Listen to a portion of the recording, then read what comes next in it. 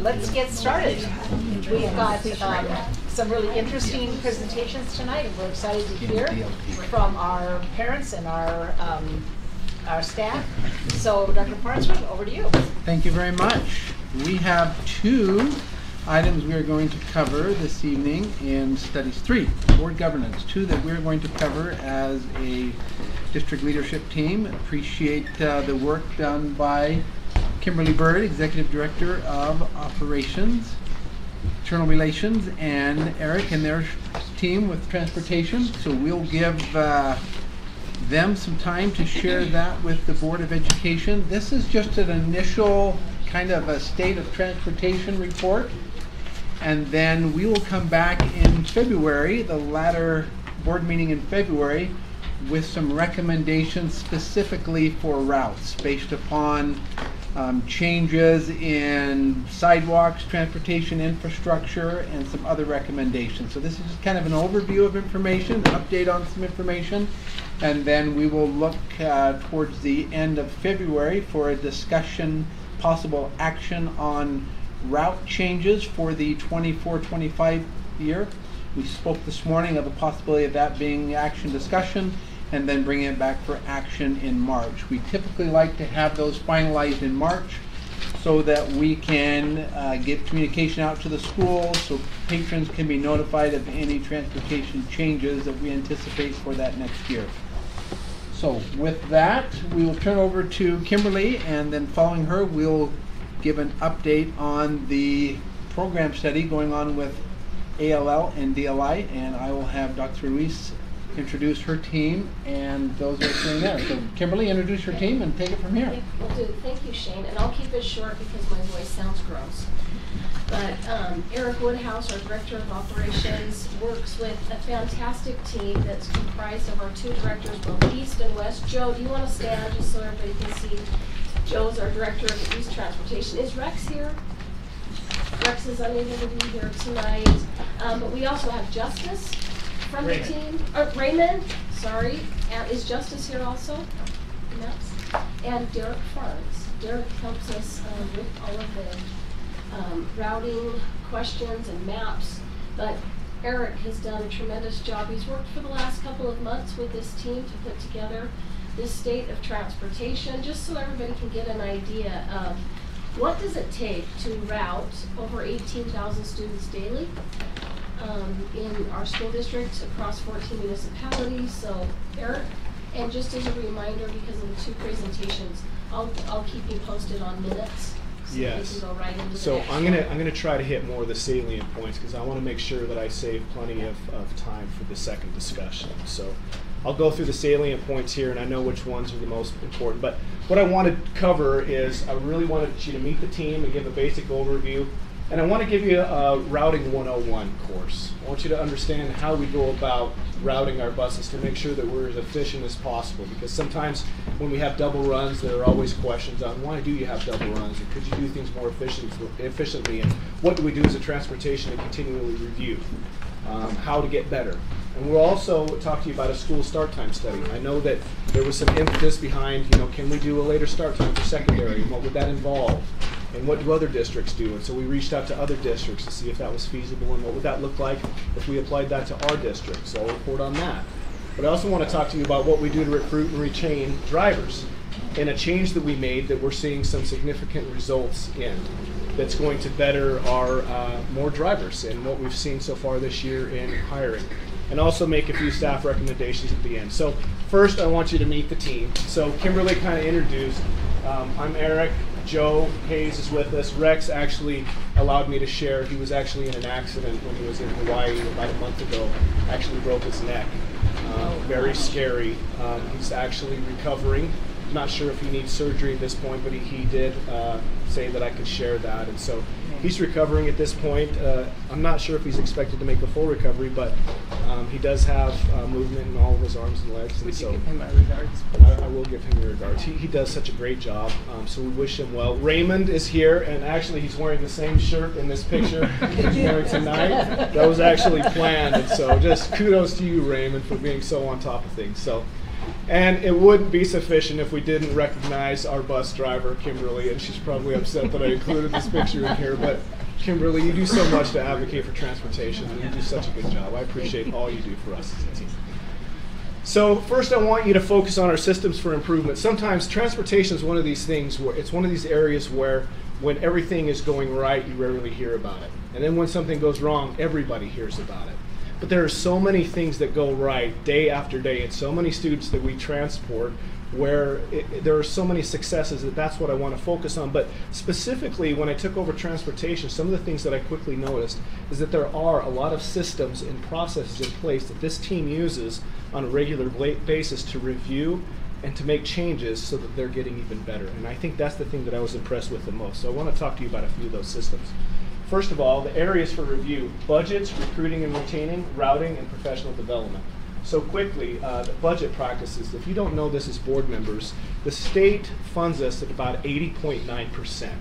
Okay, so about 19% we have to fund at the district level through our own budget or other budgets to make sure that we are providing enough money for transportation to be successful. We always come under budget. So I know that you supplement us, but over the last 3 years, we've come under budget by about $500,000 or more.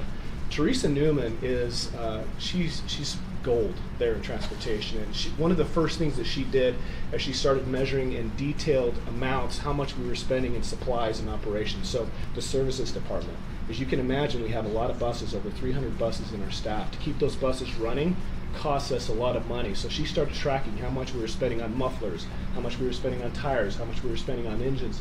And then monthly she reviews that with Joe to see if we're on track, to see if we're going to overspend or underspend that year. And so they're consistently reviewing those budgets to make sure that we're coming under budget.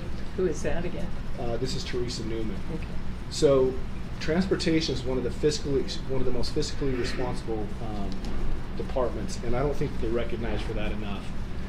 We also started doing a 3-year study on hiring and term practices. So about 3 years ago, we started to notice, man, we are starting to decline in our drivers. And so they started tracking every driver that was hired and how they were hired and how they heard about it. But then every driver that left, we started tracking why they were leaving, because we wanted to start to look for patterns. If there were some patterns for why they were leaving, then we wanted to correct some of those things. And if it was cultural or if it was something monetarily that we needed to change, then that's what we wanted to focus on. And I'll share the results of that study here in a bit. Routing. So when we look at routing, we're consistently trying to look at ways that we can improve the efficiency. We had a third party come in years ago, and Mike Browning kind of talked to you about this TransFinder. So this third party came in, looked at all of our routing, and what did they find? They found about 2 routes that we could look at to improve. But overall, they said you guys are running incredibly efficiently for how many drivers you have and how many students you transport. So we really do have a really strong routing team, but that doesn't mean that we don't frequently revisit it. In fact, on a monthly basis, we're looking at our routes to see if we could couple in different ways to make sure that we're more efficient. And then professional development. So you can imagine, if you're riding down the road in a 40-mile-an-hour bus, it's one thing to make sure that you're getting your students there safely just by riding a bus. If you've never driven a bus, it's a considerable task to make sure that you're doing that safely. Now, add in 40 to 70 students on the bus, and if any of those students have behavioral issues, when a behavioral issue arises, how are you going to manage that when you're going down the road at 40 miles an hour? That's tricky, right? We're asking a lot of our bus drivers. So if we're asking a lot, then we ought to be able to make sure that they're getting the professional development they need to feel successful. So we've invested a lot in that. So actually we have classes on an ongoing basis where we've had Melissa Bostwick come in, and she has taught our bus drivers classes on social emotional well-being. We also have Jill Allgaier from the special ed department. So she's coming in talking about that behavioral component, because we want to make sure that our bus drivers are having a positive relationship with our students, because a lot of times they're the first point of contact they have during the day, so we want to make sure that we're making a good impression there. So that professional development is important in that investment in our bus drivers to make sure that they feel successful in what they're doing. So some interesting facts, and I'll kind of go quickly through these because you might have seen these. We transport 18,630 students daily. 17,000 of those are traditional education students, and 1,400 and more of those are students with special needs. Okay, so that it means 207 buses used to and from schools on routes daily. We have more buses than that because some of them run activity routes, but for the most part, 207 buses are transporting those 18,000 students. Now, 749 we have traditional education runs, but 421 of those are special education runs. Now, if you look comparatively, 17,000 students, 749 runs, 1,400 students, 421 runs, comparatively that's a little different. And the reason why is because we do door-to-door service for those special education students. So it takes a lot longer for those runs to actually happen because of how many stops that we're making along the way. And that's why we need more runs in order to do that. So I hope that makes sense. We have 380 employees between all of the mechanics, office services, and the bus drivers, as well as the bus attendants that are on the buses. And we operate on a $20 million budget. Okay? Is the pay scale different between a sped driver and a regular driver? Same. Whether they're on a contract or hourly, it may differ, but it's the same. Okay, in ASD transportation, 323,000 and more plus students transported for activities. That's a lot. So we transport a lot of students for activities, and that includes 1,337 bus runs for those activities. 6,002 activity runs for the 2022-23 school year, for a total of 355 total buses in our fleet. So if you can imagine 356 buses, you might have 2 or 3 cars of your own at home, and it's enough to maintain those. Try maintaining 356 of those. And they are very rigid requirements that the state highway patrol will come and inspect us, and they want to make sure that we are up to speed. So it takes a lot to do that, but we truly do have the best mechanics in the state. A lot of people just kind of say that, but in 22-23, we took 1st, 2nd, 3rd, 4th, and 5th. We ran the whole gamut that year. That's the first year that we've done it, but since 2012, we've taken 1st place 6 times, and that's Cody McDade. And his leadership there, but the way that he trains all of his other mechanics, we truly do have the best mechanics in the state, which means that saves us a lot of money in repair. So again, that's another way, an area that transportation is very responsible in how they go about saving us money inside Alpine School District. This is just to let you know what our priorities are. So our number 1 priority is to make sure that we're taking care of our routes to and from school. That's number 1. Our second priority are the UHSAA sanctioned field sports activities. And then third is the field trips. So once we have this covered, then we go to this. Once that's covered, then we see what remaining drivers are available, and then we cover the field trips. So we're not able to always cover all the field trips, but we do our best to do that. Okay? So, moving on. I'm just talking so fast. Am I going in an okay clip for you guys? Yeah. Okay. Routing 101. We had an activity, and Derek Farnes actually created this activity. I've reached out to Hasbro. They're probably going to pick up the rights to that game. But it took me a long time to actually create all of these. So I'm going to give you the game because it'll just be a fun family night for you after the fact. So to see if you can actually route these. But I kind of wanted to give you the basic and the fundamentals of how we do routing. Okay. So if we were a new district and we were starting out, we would look at a geographical area. Within that geographical area, we want to know where our high schools are at. So in this particular instance, we have a high school down here in the lower right-hand corner. So the state regulations for the high school is we want to figure out where all of our student populations are at. Now the state says that those students that are outside of 2 miles in a secondary environment are not eligible for transportation. When I say not eligible, we're not eligible for funding for those, okay? So all of the funding comes from those that are outside of the 2-mile radius of that school. So as you look at it, we say, all right, all of these students that are inside of that 2-mile radius are not eligible. So once we know those students that are outside of that 2-mile radius, then those are the ones that we need to provide bus stops for, okay? So there are our bus stops. Now our bus stops are typically, what's the distance, Raymond? 3/10 of a mile. They have to be at least 3/10 of a mile apart. We can't have anything closer than that, okay? They can be up to 1.5 miles. We don't want our students in Alpine School District walking 1.5 miles to a bus stop. So we try to make those as close as possible as we can and still make sure that we're providing transportation for all of our students. So this would be 1 run, okay? So 1 bus driver would run that first run, and that would be their AM run at a high school. Now we look at the junior high, so this would be their second run. So you have the location of the junior high. We look at the population of where all those students are at, geographically, who's outside or who's inside that 2-mile radius. We know that. Then we create those bus stops, and that would be run number 2 for that bus driver. Then we look at the late elementary, and this would be their third run. Okay, so elementary's there. Find out where all of our elementary students are located. Then determine, now for elementary it's a little different. Elementary, it's all those students that are outside a mile and a half. So it's not the same as secondary. So any students that are outside a mile and a half, we get funding for transporting those students. So we look at those students that are outside a mile and a half, provide our bus stops, and there you go. That's the third run for that bus driver, which equals a route. So if you look here, he's coming first to the high school, then he's going to the junior high after he drops those off, and then from the junior high he's picking up elementary, and those 3 runs equal a route. Okay? And what's essential in this setting is we want to make sure that geographically these are located close enough for it to be efficient for that driver to run. The other thing that we want to make sure of is there's enough of a time gap so that bus driver can do it. Now we're a 3-tier district, and what that means is this driver is able to do 3 different runs, and that's why it's a 3-tier. In some districts, they're able to do 4 of these in the morning because they've stretched out the time difference from their schools, and there's enough of a gap there. We need about a 30 to 40 minute gap for us to be able to make that run efficiently. Okay? If there isn't that time gap, then we really can't do it. And I'll show you the breakdown of exactly where we're at in our district and why we're a 3-tier district. This was the game that I was going to have you do. Just imagine you having a lot of fun right now, and now we're going to move on from that.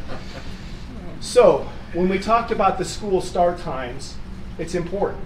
It's important for transportation for you to consider that, because we don't just arbitrarily make decisions on time and think that it doesn't affect transportation. It does. And one of our requirements is that we are required to transport those students that are over a mile and a half and over 2 miles. We have to provide that transportation for them. So we want to make sure that we're feasible in some way. And I'm not going to go into detail about this, but you can kind of get a smattering of these other districts and the time gaps that they have and some of the start times that they have for their schools. So Canyons has 3 different start times for their high schools. They start at 7:35, 7:45, and then 7:55. Then they have 4 different start times for their middle school, and then they have quite a few, I think it's 6 different start times for their elementary schools. Okay, so their gaps in between start times really do vary. I'm not really sure how they schedule their buses because it just depends on which high school run they're running and then which middle school they're running, etc. Now, if you look at Jordan District, they have 1 high school start time at 7:30, 1 middle school start time at 8, and then elementary. This is what's interesting. If they are no busing school, then they're not tied on what time their elementary starts, but all the ones that require busing, they start at 9 a.m. So if you look at that gap between middle school that starts at 8 a.m. and then 9 a.m. for the busing, they've got about an hour in between there to make sure that they're meeting all the needs. But that's because they have all those special ed routes. Those special ed routes are longer. It gives them an hour to be able to make sure that they're doing that. So I thought that was interesting. So they have a 30+ minute gap. Granite, 1 high school start time, 7:30, but they'll drop off up to 30 minutes early. So if they drop off at 7 a.m. and then you've got a 7 a.m., 7:45 start time, they've got, about 45 minutes there, but they'll also drop off up to 30 minutes early in their middle school as well. And then at their elementary, they've got differing times, 8:15, 8:45, and 9:05. Almost all special ed goes at the 9:05 time. So interesting the way that they kind of scheduled that too. And Davis, 1 start time for high school, 1 start time for the middle school, and 1 start time for the elementary school. So their gap is about 40 to 45 minute gap. Where are we at? So when you look at what Alpine School District is, the majority of all of our drivers are driving to 3 schools, which means we're a 3-tier. Now you'll notice that we have some that are 2-tier and 1 that is 1-tier. So we have 1 school where we have 4 buses going into it and they're only able to go to 1 location. Any guess as to which location that would be? Polaris. Why? Because it's centrally located, but you're pulling students from all over the district, so you got to get from Cedar Fort all the way to AF. I knew you know that. Okay. All right, now I'm going to test you again. We've got 2 tiers, so we've got 49 drivers that are only able to do 2 schools. Now, why do you think that might be? Any guesses? sped. Yes, special ed, right? Because they're going door to door. Because they're going door to door, they're not able to do 3 schools because it lengthens out that time that they're required to be on that bus. Which is unfortunate because our special ed students, you know, when they're on that bus for that long, it really does impact them. So we continually look at how to shorten that. The more drivers we get, the more that we can shorten that. But it's really difficult to get around that because it's door-to-door service. And so it does lengthen out the time that they're on that bus. 3, we have 4 schools. This is PM kindergarten. And then we have some that are a 5-tier, 4 buses.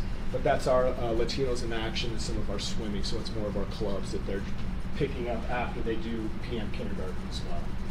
So that's kind of a review of how our buses are scheduled. So it's important to note here when we look at where the majority of our bus drivers are. So Tier 1, 7:45 is our high school start time, and 8 o'clock is our early elementary start time.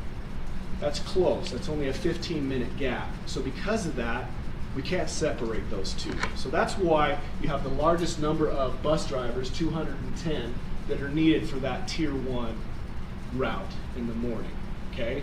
But that's different when we move to the Tier 2. Now you'll notice, you're like, well, why do we have 160? Can't we just shift some of these 210 to the 160? And then we don't have any double runs at the junior high? Well, the tricky thing there is you look at 8 o'clock and then you've got an 8:15 start time. A lot of these are special education runs. And when you're doing a special education run, it doesn't give you enough time to go from that early elementary and then transport to the junior high because it takes so long. So that's the reason why there's a difference there.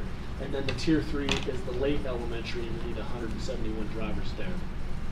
So if transportation had their dream, we would go to a 4-tier. But that means that you've got to expand those times so that you've got that 40-minute gap.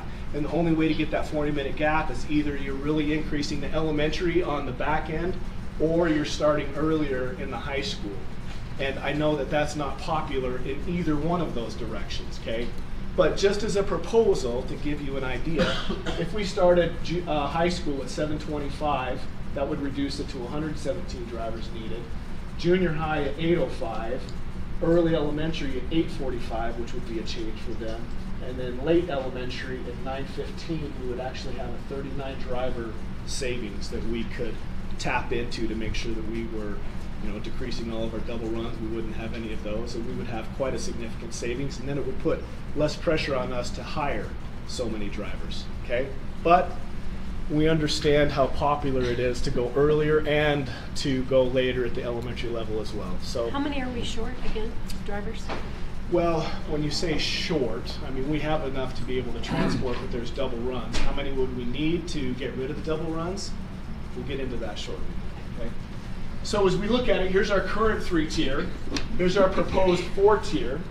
Now here is a study that was done by a group, a committee of secondary individuals to study later secondary start times, all right? So if we were able to do this, we were asked to see and run a model of what that would look like if we implemented it. And the proposal is that high school would start at 8 o'clock, or the early elementary would start at 8 o'clock, and then the high school would start at 8:15.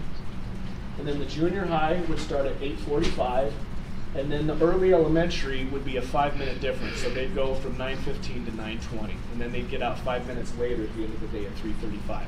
Now, if we were to follow that model, it would be the same as what we've got currently right now.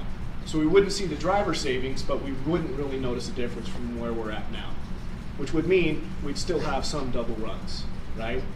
But there could be a solution for that if you wanted to go to this, and I'll get to that shortly, okay? So if this committee wants to continue to study it, and whatever that committee asks us to do, we would be able to do that, okay? I thought the problem with that was having kids at school unsupervised, you know, too early, too late. Well, you know, the tricky thing is when we talk about, and we'll get that with ineligibles, because there's a supervision piece there, and especially for the double runs, and I think that's really what you're talking about, Yeah. Nita. So let's get into that. What laws guide our decisions? Now, I don't have time to go over the state statutes, 53F and the administrative rule, but parents that are watching, administrators that are looking, if you want to look up those codes, that's exactly what the rules are, that the expectations that the state has for us. And in there, it says that a district may, if they choose, have what's called hazardous routes. but we don't have to. Most of the districts in the state do not have hazardous routes. They don't do any of those that are considered dangerous because they're outside the 1.5 miles or the 2 miles. It really is the parent's primary responsibility to make sure that child gets to and from school safely if they're not eligible, because we don't get any funding for that. So a lot of phone calls, we get a lot of emails that say, I can't believe that you expect us to transport our child across this dangerous place. Well, we don't expect you to, but we can't provide transportation because we're not getting any funding for that. So in those kind of situations, a lot of schools have come up with some very creative things. There's walking buses, there's riding buses. Cascade does a riding buses. In fact, one of our GIS specialists, Justice, actually participates in that. And what it is you have a group of adults that are monitoring all those students, and they have this little route that they ride their bikes, and they pick up all the students that are getting ready for them, and they all ride together to school safely across some of those more dangerous roads. You also have walking buses where a group of adults that are trusted, the PTA organizes, they walk that route, pick up those students, and they all walk together. It is a good thing for students to get exercise in the morning, and it's a good, safe way for those students to get there. So I guess the question is, parent perception is that it's a right. It's not a right, it's a privilege that we have been offering for quite some time. When we remove that, they feel that. And I think that's where a lot of the energy comes from, but the reality is a lot of districts do not provide that. If we went away with our ineligible routes, and I think as a transportation, we feel like we could keep the elementary hazardous routes that we have in place right now because they are a lot younger. The secondary hazardous routes, we feel comfortable saying we could remove those, because if we remove those, we would in effect be able to get rid of almost all of our double runs, which is where a lot of that energy is coming from. Okay, so let's talk about ineligibles by the number. It's kind of the elephant in the room. We transport 18,000 students daily. 3,200 of those are ineligible, which is in effect 17.2% of our total bus population that we're transporting that we do not receive any funding for. We have 70 completely ineligible runs. So you remember that slide where I talked about what run is, what one run is. We have 70 of those where we don't get any funding for. 373 of those runs, we have at least one courtesy stop. Now, what that means is when we drive a route, if we have 4 stops and each one of those 4 stops are eligible, we can stop at one route or one stop that's close along the way without getting dinged in funding. It's called a courtesy stop. We don't get any ding in those funding, and we do quite a bit of those. Where we can help, we always do. But we have 226 runs with at least 2 ineligible stops. If we have 2 or more, then there is a ding in funding, and then we don't get as much funding for that, and it ends up costing us. 888 of our 3,314 stops are ineligible, which means that's 26% of all the students that we transport. Now, I think it's a great thing that Alpine has done for a lot of years, but it also comes at a cost. So we had Ron Litchfield, who is the State Office of Education Director over Transportation, and he does all the time and minutes studies for our district. He spent several hours pulling all of this because it was hard to really calculate exactly what it was costing us in Alpine. That's what it's costing us to transport ineligibles. Okay, so what does that look like? Double runs. That's where we get the most of our energy from a lot of parents and administrators as well, because exactly what you said, Ada, when those students are dropped off early, who's going to be watching them? Or when those students aren't picked up after school for a period of time, who's going to be watching them then? Well, this year we've spent money to supervise those students at each one of those schools. So you have that cost, all right? But you also have the cost of running that run and the bus and the gas and all that other stuff on top of that. So it's actually costing us a little bit more than $1.4 billion. So right now we have 11 junior highs with double runs. Even though we have 11 schools, some of those, like Viewpoint, has 6 different buses that are running those double runs. Okay, so that's not the total number of double runs, that's the total number of schools right now that have double runs. Now, if all we did was eliminate the secondary double runs in junior high, we would have 1 school with double runs, and that's Frontier.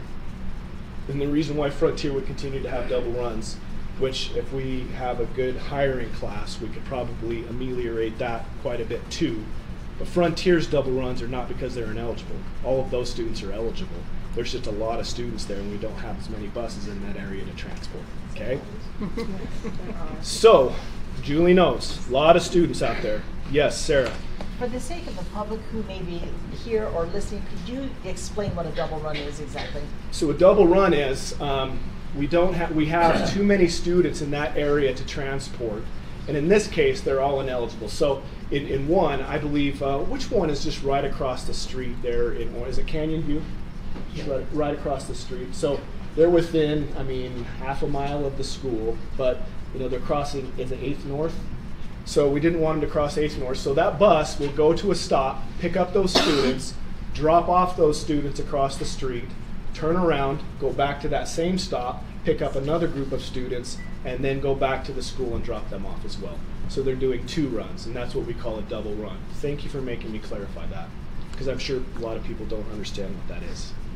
Okay? Yes. So Mark. I think we're not so concerned about that one, right? Mhm. Because the students are not having to be dropped off an hour before school starts or something. Right. So how many of these double runs are like far enough that it's significantly Early or like an early time? Yeah. Some of them are dropped off to half an hour early, right? So how many do you think of these are half an hour early? What would you say, Joe? I'd say the vast majority of them are getting dropped off much earlier than we'd like. Now, a half an hour to 25 to 20 minutes, because again, just to drop them off and then to turn around and go back, pick up another group, and then still get back to the school. If you've got an 8:15 start time at a junior high, you don't want them dropped off at like 8:14. You still want to drop them off, most instances 10 minutes before, so you can go to their locker, maybe grab something to eat in the cafeteria. So we're trying to drop off at like 8:05 at the junior high. So again, it's usually 30 minutes or longer for those students in the morning that are on that first run.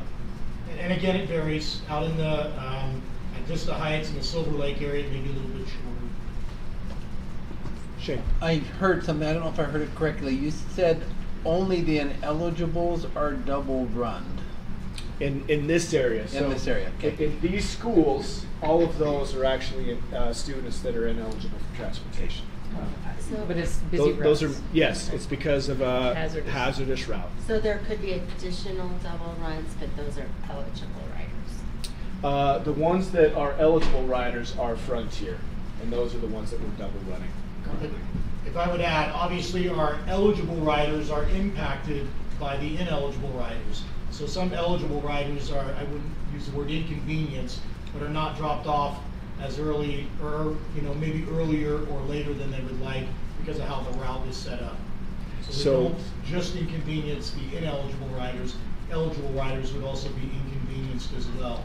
Okay, especially in the afternoon. So, at the junior high level, if you're doing a double run, then you're getting to the elementary 10 minutes late.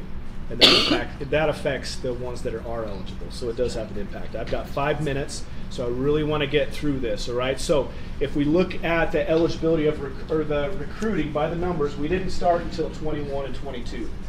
So if you look at this, you can see our average number of drivers has steadily decreased over the years, right? And so is our number of routes. When we have a lot of routes, we have a lot more flexibility to do those kind of things like ineligible routes or those hazardous routes. But when we start getting down to 207, we really have to start tightening where we provide transportation to and making sure that we're covering those that are eligible. Now, if you look at the history that we've started tracking of how many drivers were hired, 21, 22, we hired 51 drivers, but we lost 67. So there was a net gain of a minus 16.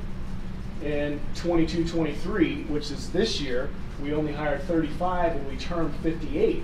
So those 2 successive years, we had a minus 23. That left us a minus 39 net gain over 2 years. So that's kind of where we were in the pinch this year. Now, the one thing that we did when we went out and did a district or a statewide study and compared us to other districts, we noticed that some of them were paying those drivers to do the training, the CDL training. If they were to go independently, that cost $3,000 to $5,000 to do that training. We were giving it to them for free, but we weren't paying them to do it. So they were coming for a week or two to do that training, and it was unpaid training. We decided to pay that training. Now, there's a chance that they'll get the training, get their CDL, go find a construction job and make a lot more. I get that. but that's a risk we're willing to take, and really that's the exception and not the rule, because this year we have hired 60 so far. We have 17 more in this, or 15. Between 15 and 17 is something. 15 and 17 in January to add to this, plus probably another 10 to 12 in February. So if you look at our overall net gain this year, we've increased quite a bit. And we expect that this will continue in the future. So again, these are things that transportation are doing, and it looks really positive outlook in the future. So we feel really good about that trend. Really quick consideration, just allow us to review the flexibility of those elementary start times, because there's some that are imbalanced. There's a lot in the east that are at the 9 o'clock, a lot in the west that are at the 8 o'clock. If we could balance those a little bit more, that would really help us with our efficiency and routing. Review stops on a yearly basis for recommended removal based on infrastructure. Some of those bus stops we have are because there's not sufficient infrastructure there to have a safe route. You're talking about sidewalks, right? Yes, sidewalks. Okay. Once that infrastructure is put in, then we can look at removing those. We'll bring those to you in February. And then we'll continue to review our driver compensation packages to see if we can retain a little bit better by being competitive in that way. Joy Lynn. When we look at those in February, when we look at ineligible routes, because sometimes you say, well, sidewalks come in. Yes. And a sidewalk hasn't come in. But if we rated where the sidewalk was, one's on a highway, one's on a city street, could we kind of get a list of most treacherous ineligible route to least treacherous? Because over time, traffic patterns change, and we may have routes that aren't as treacherous as they were 20 years ago, It's true. or that are more treacherous. And when we say treacherous, I mean that's based on a rubric, and some districts hire a third party to do that instead of us actually doing it off of our rubric, so that they don't feel like we're being biased there. But again, sometimes if it's ineligible, it's just ineligible, and other districts just say we can't provide it. Right, in but if this we're area. looking at it and we have a surplus of drivers, which it looks like we might be, Yep. and funding, if we knew, ones that are really just incredibly dangerous versus ones that are now minorly dangerous as opposed to when that stop started. We're leaving that in the board's hands. We're giving you our perspective of transportation, but really we are going to take our marching orders from whatever you guys decide. But we just wanted to present the facts to you so that you guys can make some informed decisions when it comes to ineligibles, right? And ours is in-house evaluation, correct? Yes, for the hazardous routes. Sarah? Okay, just to clarify, you said Yeah. that at the very beginning of your presentation, we come in about under 500,000 with our budget. Is that because we have seen in the last couple of years a declining pattern of drivers? Is that why? That contributes to it too, so we're not spending as much on drivers. And I remember, I think Yeah. it was last year, the last year and a half, I think, according to Rob Smith, I think we had to pull, or we spent another $100,000 just in the increase with fuel prices. Yes. And so did we have to take that out of somewhere else, or did we have that covered since we've come out of 500,000, So I'm not sure where Rob was taking those fundings from, but maybe that's a question for a future. I'm not sure where that's at because I'll ask you later. Okay. Yeah. Okay. Okay. Thank you guys. I don't want to take any more of your time. Appreciate it. Thank you. Thank you, Eric.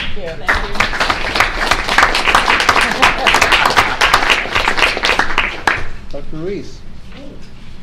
Thank you for the opportunity to be able to present the 6-year longitudinal data that led to the committee's recommendations. But first, I want to introduce you to Erin Hill, our Director of Dual Language Immersion, and Jamie James, our Director of Gifted Services or Advanced Learning Services. Okay, before we get into the data, this presentation will remind us who were the participants in this committee that brought the recommendations to us. We will look at or remind us of some of the study variables and parameters and the recommendations. We'll look at the data and then some of the patrons frequently asked questions and how we would respond to that. And then we'll look at some next steps. Now, after this presentation, we will quickly transition to both the DLI and ALL feedback synthesis or summary of the feedback that we have collected and analyzed up to this point. Okay. So really quick, just a reminder that when these decisions are made at the end of this month, the recommendations are for implementation in the academic year 25-26. Here's again the committee members that serve in each of the committees that brought forth our recommendations. Some of the areas of inquiry and variables that frame this study, and one piece I want to emphasize is the parameter of working within our current resources. So that was key to this study. And then again, based on the recommendations, this is where how they will be distributed across our district when decisions are made. So at this point, we'll look at how the committee looked at the framing of these services. So I'll give the time now to Jamie James to walk us through that, as well as. You want these to go out? Oh, yeah. I was going to say, I'm not even sure what Did papers we you- had available. Yeah, they probably already have it in their folders. Well, maybe. Ron, No, this- that's it. Oh, that's it. Okay, perfect. Yeah. So if we could pass both the 6-year data as well as the synthesis of the summary of the feedback around. And you're going to click for me, or do you want me to I'll send it? no, I'll Okay. click for you. So the committee that I worked with, this wonderful group of parents and teachers and administrators, the overall committee recommendation when it came to gifted services was to not just look at ALL, but to look at building a continuum of services for gifted services. And to really focus on the idea that we are trying to serve students who need additional challenge. So this is the overall recommendation that I think can help understand the other recommendations that came. So the idea is that for tier 1, with initial instruction happening in the classroom, we should be differentiating for our students. And what that means is meeting the needs of students where they are. So this might mean providing some additional challenges during tier 1 instruction, or asking a different question, or for students providing additional scaffolding, some outlines or copies of notes, things like this. This should be happening at tier 1 in all of our schools. So the recommendation is that we would provide professional learning for all of our elementary teachers to be able to do this through our math and literacy teams. This would also include, how do we differentiate for multi-language learners? How do we meet the needs of students during tier 1 instruction, including our advanced kids? There are going to be some students who are going to need challenges more often than that. These might be students who are advanced in math, but at grade level in reading, or maybe even struggling in reading, but they understand math at an advanced level for their grade level. They're going to need some regular challenges or services. So the recommendation from the committee is that we build something. And this is a piece that we don't have in Alpine School District right now. The proposal from the committee is that we train a teacher at every grade level in every elementary school to meet the needs of advanced students in a general classroom. This teachers and their skills and their training can be used in a variety of ways during flex time, trading off, assigning kids to classes strategically, but most importantly, working with their collaborative team to build these services into every classroom on the grade level. This is something that we do see in other districts in the state, where this is a service option that you can find through gifted services for students who don't make it into their highest tier gifted service. This is something that we see across the state, and it's not something that we have here. This is wonderful. This is a piece of that. Now, that means the needs of most of our advanced students, high achievers, they can be met at the regular school. But we will still have some students who are so advanced compared to their peers that it would be difficult to meet their needs in a traditional classroom setting. And that's where our ALL service comes into play. ALL is designed to be meeting about the top 5% of students in a local area who are so advanced when compared to their peers that they're not going to have those needs met. And so our ALL service becomes a regional service location. And I'm trying to get away from using the word ALL magnet. And the reason for that is we now have DLI magnets as part of the discussion, and they are different. Mm-hmm. So our ALL service locations would be serving regionally the top 5% of students.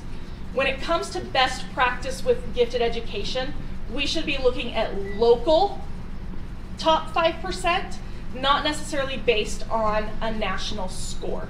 We can determine the top 5% in Utah without even using national scores. We have chosen to use national scores. So we are going to look at kind of some of this data and what this all means, but I wanted you to have that perspective of our full recommendation. I'm going to move through the data fairly quickly just so you understand how to read it, and I'll answer any questions that you have. This chart is specifically comparing our 4th grade applicants. This does not include our 3rd grade applicants, and there's a reason for that. Our 3rd grade entry programs have a different field of service, a different region than our 4th grade programs, and so we're not going to compare those. Many patrons have said, hey, that's comparing 2 different things. You're right, so we're not going to compare those. For our 4th grade, this is what you can see. These are the applicants that came from that school already. At the time that they applied for ALL, they were already in that school. This is the average over 6 years. So for example, Cedar Ridge has a 6-year average. 72% of their applicants come from Cedar Ridge already. This last column, it says new format average. 2 years ago, we changed the way that we did testing, and we made testing accessible at every elementary school during the school day. It was drastically different than how we used to do it. So I wanted you to see the reason we made that change was to address this idea of where are the applicants coming from. If the applicants can better access the test, will we see applicants coming from a greater variety of schools? So that's why we made that decision, and that's why you see the 2 different averages. So this is the part that you're talking about. Free to the student, there was no fee to take the yes, test. we took away all fees. Okay. It was done during the school day at their home school. And there were no fees. That's when we took away fees for the test, to increase that access. Which is not the same as universal testing. It is broadly, the opportunity was yes, we greatly increased the opportunity, but it is not the same as universal testing. Okay. Universal testing would be if every student took the test. Now, this is the opposite.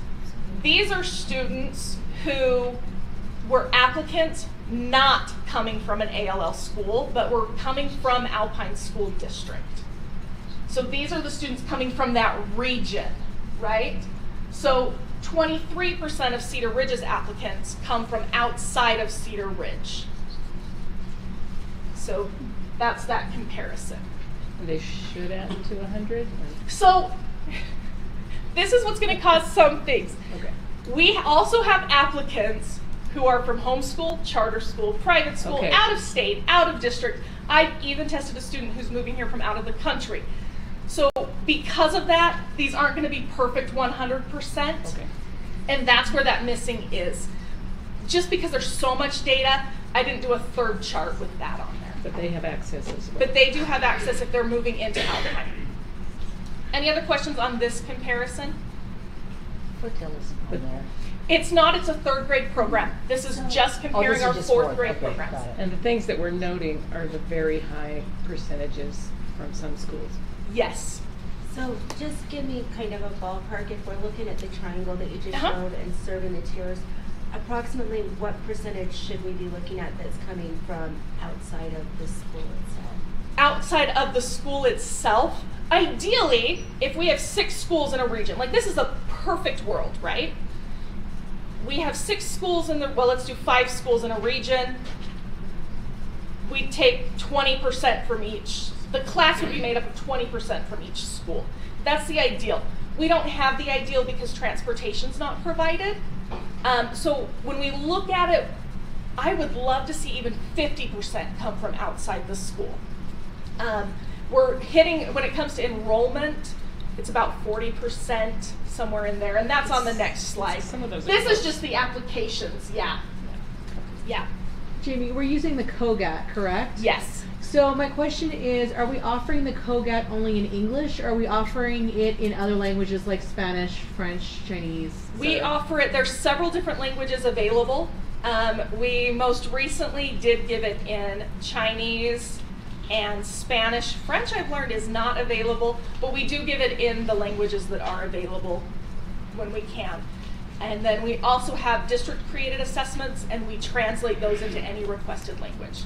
So I know that we have roughly 41 languages spoken in ASD. Do you know, like, ballpark how many languages the COGAT is offered in? The COGAT, off the top of my head, I want to say it's 7. It is Okay. not nearly as many as we would like it to be.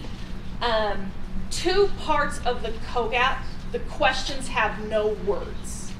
It's a visual test for a third of it, but the instructions would still be given in English, and in those cases we allow for translation. The first time we were ever requested in a language that wasn't offered was in November, and French was requested, and I didn't have French. So we had translation services. Any other questions on this data? Okay, can we go to the next one? So this is what we're looking at when it comes to how do we place students and how do we identify 5%, and what does that look like when we are using a national test? Here's kind of just the guidelines. We do not have a cut score. Okay, best practice is to not have a cut score, but to look at your top % of students. We do look at 96% and higher will be our tier 1 students on the COGAT. That would be, there's actually 4 scores that the COGAT gives us. A true tier 1 student would be 96 or higher in all 4. Tier 2, we move down into what COGAT refers to as above average students, and that's 89 to the 95th percentile. Again, all 4. This starts to get a little fuzzy as we say, okay, well, one of their scores was tier 1, one was tier 2, so we're kind of looking at overall, where are they at? And the 4 are like math, science. No, the 4 are on the COGAT. It's verbal, Oh, okay. which is a word test, quantitative, which is a number test, nonverbal, which is a shape. Quantitative and nonverbal have no words except for the instructions. So those are the 2 that we would use primarily for multilingual learners. And then it's a composite score, which is a separate score. It is not an average of the 3. It is a separate score. Okay, thank you. And we can go into the weeds on what all those mean, but that's what they are. Thank you. Okay, and then tier 3 would be, as we have room, these would be students who are still in that above average category, but they're not in the top 5 to 10% of the nation. Okay? Go ahead. We've seen this. This is how many students are currently in our programs. You'll see 3 schools are bigger. They have a 3rd grade class where the others don't. So that's the difference there. This is where we get into the 6-year study. I'm just going to explain what the numbers are and then give you time to look at each of the different schools. So Cedar Ridge is the example because they're the first ones up. This top section is comparing the initial applicants and where they came from. Where did the initial candidates come from? Top row is the total number of initial candidates, and that does include our private school, charter school, home school, all of that. The next row is the number of initial candidates who came from the ALL school already. In this example, Cedar Ridge. The 3rd row is the initial candidates who came from other ASD schools. Because that's really, ideally, we want to see candidates coming from the region, so that this is a regional service. The next box, these are students who hit those tier 1 and tier 2 scores for the composite. I want to be very clear, this data is based on the composite number, simply because if we start trying to figure in all 4 scores, it becomes really big. Okay, so these are the number of applicants that met that tier 1, tier 2 priority placement, and then it compares where did they come from. So 18 students were in tier 1 and tier 2, which is 43% of our applicants. 12 of the 18 came from Cedar Ridge, and 5 of the 18 came from outside. Okay? The next box is when we look at that tier 3, when we go down and say, okay, if we have room in the program, what would we do? 21, it does include this 18 up here as well. Like this is addition to this, because we've just moved down. So 21 applicants in tier 3 or higher. 14 of those were from Cedar Ridge. 6 of them came from the region. Okay. The last box is who actually enrolled in the class. So the actual enrollment number. Then after that, we have the number who came from that school that were already there. Then we have, that's the percent that came from their school. Then we have the numbers that were placed in that tier 1, tier 2, and then what the percentages are in the tiers, or who were in that tier or higher. So if we look here at Cedar Ridge, we see 48% of their students in the class right now are tier 1 and tier 2, 60% are in tier 3. Yes? So does that mean that 40% of that class are Below the tier 3. Tier 3, yes. below the 80%? Now, and this one is a unique case as well. They actually have more students in their class than 25 this year. Because of these lower numbers, where they don't have the numbers at that top those top scores, they kind of did a split class. So picture kind of like a 3rd, 4th grade split, where teachers are doing 2 things. This teacher's doing an ALL, non-ALL split. And they actually have students in here who are not considered ALL students and will not move into the ALL class next year. This class size is actually higher, but they're not considered ALL students. So we had, so I'm just sorry, I'm processing. So say the class is 30, because that's a nice easy number to work with. I have in that class of 30, 12 that are ALL. 12 were in tier 1 and tier 2. So ones that would automatically place into ALL. Uh-huh. And then 20 were considered high achieving and enough to where they felt comfortable putting them in ALL. 20 from Cedar Ridge. So the 12 to 13, 12 to 25, they added an additional 13 students and then still needed to do that split to fill the class. So how, I'm sorry, I have lots of questions. How does that then impact the 12 students that qualify for a tier 1, tier 2 ALL experience? Does that mean that they are not getting that experience? You know, and I think that varies a little bit with the teacher. Sometimes I hear, yeah, that means they're not getting it. But then I have teachers who know how to differentiate and who are trained, and I am very comfortable that those kids are having needs met. So it kind of is going to depend on the experience. I guess the better question to ask is, how is that experience then different from just a gen ed class at a non-ALL school? That's one of the things that we've kind of wrestled with. When we look at feedback, some people are saying it isn't any different. Some are saying that it can be. It's very much teacher based on how they're going to handle that differentiation. Yeah. When we look at the smaller number that are coming from out of area, yeah, is that why? Why are we having those small? Is it last location? Transportation. Is it lack of promotion? And that's where we have to start comparing it to our other schools who are in the same situation. Yeah. Lack of transportation, lack of promotion, because all of that is equal for all of our schools. And we'll get to some of the things that I think are contributing to this. Right. Okay? Yeah. So Jamie, I'm curious, like the Lone Peak cluster has Cedar Ridge, Westfield, and Highland as ALL programs. So is part of it too that we have fewer students from out of area because there are fewer schools to pull from, because when you have 3 ALL programs, it's not like you're servicing 6 schools, you may be servicing 3. And that's, so when I say we'll get to that, that's kind of the hypothesis on what that is. There's just simply fewer schools to pull from, and in that area, that is, it's like 50% of Lone Peak schools have an ALL program. And so it is different than when you have a school out Concentration of west that has program. 8 Yeah. schools. Okay, Yeah. thanks. So any questions on how to read the data? Because we've got it for all 10 of our schools. You want to go ahead? I wasn't sure, what time does this meeting end? 5? 5:30. Okay, okay. So I'll go ahead give and you go. a 5-minute mark. Okay, thank you. Will you go to Westfield? Westfield? So here's the Westfield numbers, and you have those. It's the same thing. You'll see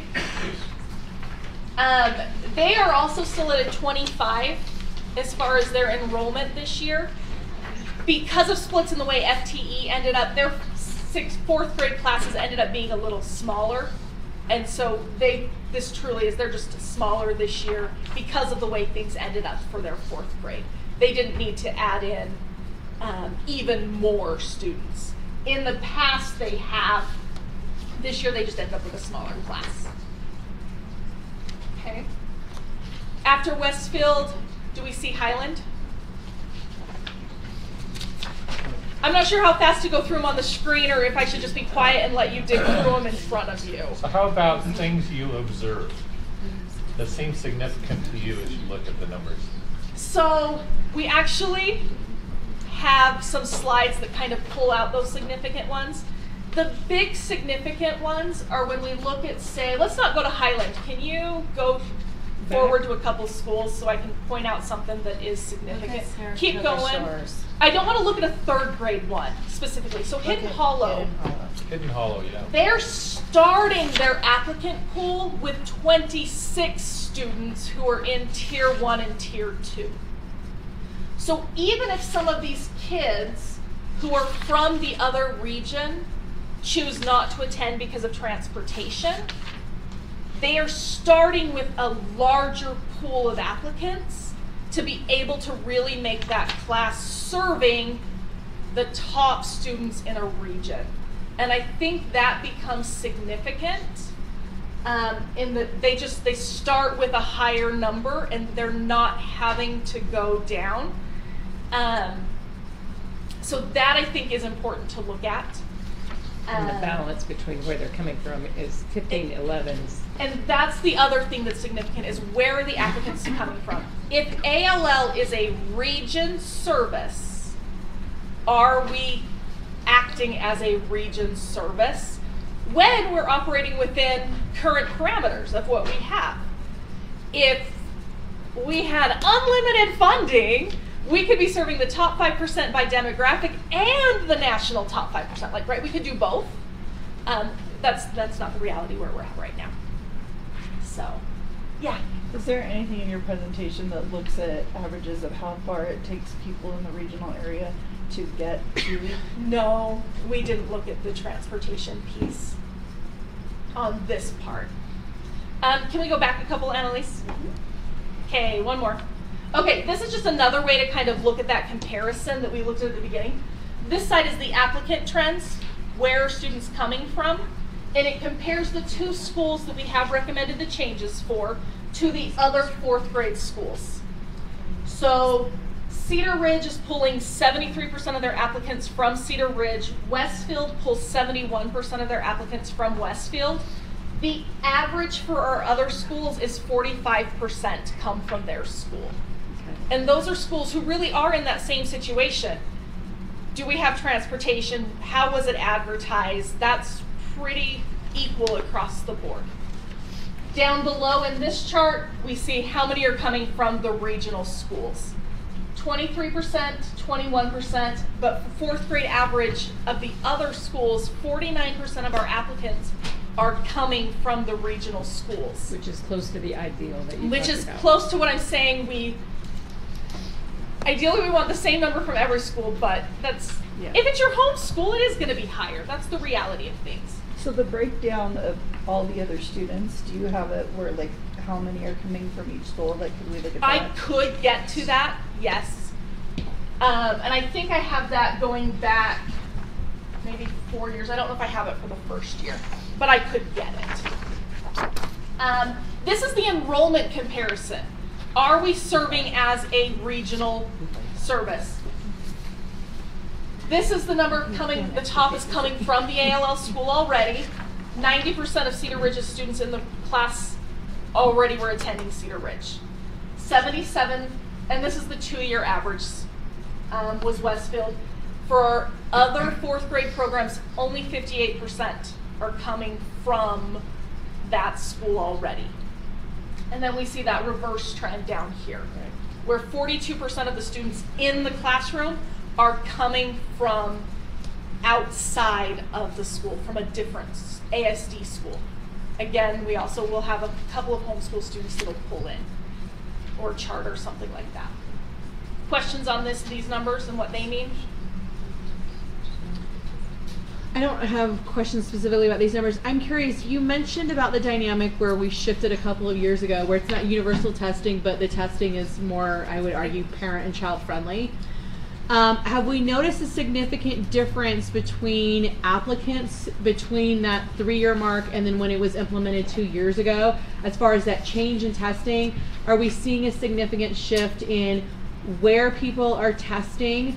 Because I'm curious as to, when we look at numbers, how much of it is maybe just an understanding or an accessibility, as far as, I don't know that every parent understands what ALL is. And so if you have had a child previously in ALL, I think it's like, oh, the ALL testing, I'm going to sign up for that. But if you don't understand the benefits of ALL, so I'm curious as to, when that is pushed out, is the communication to parents, this is available, you can choose to sign your child up, so it's essentially an opt-in. Yes. But then parents have to choose to opt in and then really understand what ALL is. Yeah, and we have, part of this new system also became new referral systems. We've started looking at available testing data and reaching out to parents and saying, your student is in the top 10% of their area. You may want to consider ALL. And here's why. This is what it would do. So we've changed the way that we advertise and the way we look at students. We send it out to all parents. We send it out to Target. We've also now started teacher referrals and reaching out to teachers and saying, who would you refer? Who is the top performing student in your class? And that's not something we historically have done. And so that is also included in this new system. So as far as the applicant trends, it could be we've gotten better at communicating about it. It could be it's at their school during the school day. There's a lot of things that can see. We have seen, it's only been 2 years, we did see an increase in our applicants the first year, a huge increase, but then we went back down the second year that we did it. But on the 6th grade, where it's in every junior high, we saw 2 years in a row of increases. So, yeah. So when you said train one teacher in every grade in every school, so this is just a training, it's not like a micro-credential or an endorsement or anything? So it could be an endorsement. Okay. There is an endorsement level. It hasn't been developed exactly what it would look like. We piloted something similar-ish, like a starting point, and it was a full year of ongoing training with some coaching and some observations and multiple touch points along the way of trying something and figuring it out. I would love to see it become a micro credential with some credits and things like that. I still have to get that piece approved and develop what that's going to look like, but it would be more than like a one-time training. It would be an ongoing, deep level, and I'd love to see there'd be stipends available for teachers and things like that. Okay, so is the goal that that would be in place for when this all shifts in 25, 26? I would love to have what is needed for that to be in place that year. Yes. My question was, is this a budget item? It sounds like, yes, it is a budget item. Yes, that would need to be An investment. So. For me, the elephant in the room here is if you have 77% of the kids coming from a local school, that's very unlikely they will be gifted or highly gifted. So for me, it's possible, but it's unlikely. So for me, the other related question is, what is the lowest score of kids coming into these classes? If it's a 70% reading, that does not serve either that child or the gifted child. well at all. Yeah. And I know that in the past, there have been cases where children absolutely did not qualify and were put in just to fill the spots. And that's, And so. and that is what's how long happening. is tier And three? and again, it's, I've only got 5 more minutes, and Sarah, we don't have a cut score. We are looking at a lot of different things. Test scores aren't the end all be all when it comes to identification. So we are open to a low score maybe there if they provide other evidence. But sometimes, yeah, we are putting students in with COGAT scores of a 70 or a 72 and trying to make that work. That's part of why the recommendation has come to what it is we do hear, how does that actually work and serve our gifted students? When we should be serving the students who are so different from the average, their needs aren't being met in a regular classroom. So we're gonna go through a couple more pieces of data, and then this is one of the big things when it comes to what does it look like to serve the top 5% of a region? If we want to serve the top 5% of a local demographic, that is best practice, this would be the number of seats that we would need per cluster. Okay? Now, with current resources, we have some clusters that we don't get to their 5%. This is current what we have. We say we have 3 seats in the American Fork cluster simply because Cedar Ridge is technically split and 10% of Cedar Ridge is in the American Fork cluster. So we took that into consideration. So 3 seats are in American Fork, 30-30. Lone Peak cluster has 87 seats. If you minus the 3 from Cedar Ridge, and then the others would have 30, because about 30 is about the number we place in a 4th grade classroom. So the recommendation that has been made has been to even that out where we can, and adding 3rd grade in all of them. So that's how we work within that current parameters of what, our current resources. We move some of Lone Peak seats into American Fork there. Timpanogos would still technically have 0 seats within their cluster, and that's when we look at Timpanogos and Orem together. They would combine into this service area. Questions on this idea of serving the top 5% of a local demographic? So, yes. If I take Cedar Valley and I take Westlake, Yeah. I'm counting 96 seats that are needed to hit the top 5%. Yes. Why did this proposal not bring in another location in that area? Because we only have 60 seats offered, Yeah. which means that we're not meeting the top 5%. And that's where choices were made by a committee. When we have to look at current resources, that was the parameter we were given. We have this many seats for ALL. To add 3rd grade and make this shuffle, that was the recommendation right now. At the same time, we're looking at, okay, what happens if we add a high school in the West? Is that when we add that additional seat there? Decisions had to be made. Choices had to be made. So the explanation for That's a need. reducing programs That's a in need. the Lone Peak cluster, because there's only 25 students in that top 5%. The top 5% would be 25 students. And when you compare that to 87 seats, it's a little bit off. A little bit. That's a lot of. And for clarification, just to move a kid from Cedar Valley to Lone Peaks cluster where those seats are available, we're looking at a 30-minute drive. And that, yeah, that's not what we would want, right? We want to serve at a local demographic. Okay, I think we have a few more data pieces in 2 minutes. Okay, go through thanks, Annalise. This is, again, it's the same thing that you can see on the big ones. This is comparing the enrollment, but just the enrollment. Instead of looking at it, this is the side-by-side by the schools. So we can go through that. This is the numbers enrolled at the 85th percentile and higher. Go ahead and go through that. This is the number of students who were placed with a composite of below 85. And this is the thing, it does happen at multiple schools. When you're looking at the top 5%, there might be a demographic that they just have a lower average. But the key difference is how many then are we pulling in from that local school. And if we're pulling a lot from the local school, we've lost the region service. So you're talking about backfilling with the schools in the current. If you are going to do Yeah, it. I don't like to use that term, but we're pulling in advanced kids or high achievers. But some schools, so for example, one year, Sago Lily did pull in 16 kids who were below. But only 10 of them came from their school. They pulled in 16 high achievers from their, or 6 high achievers from their region.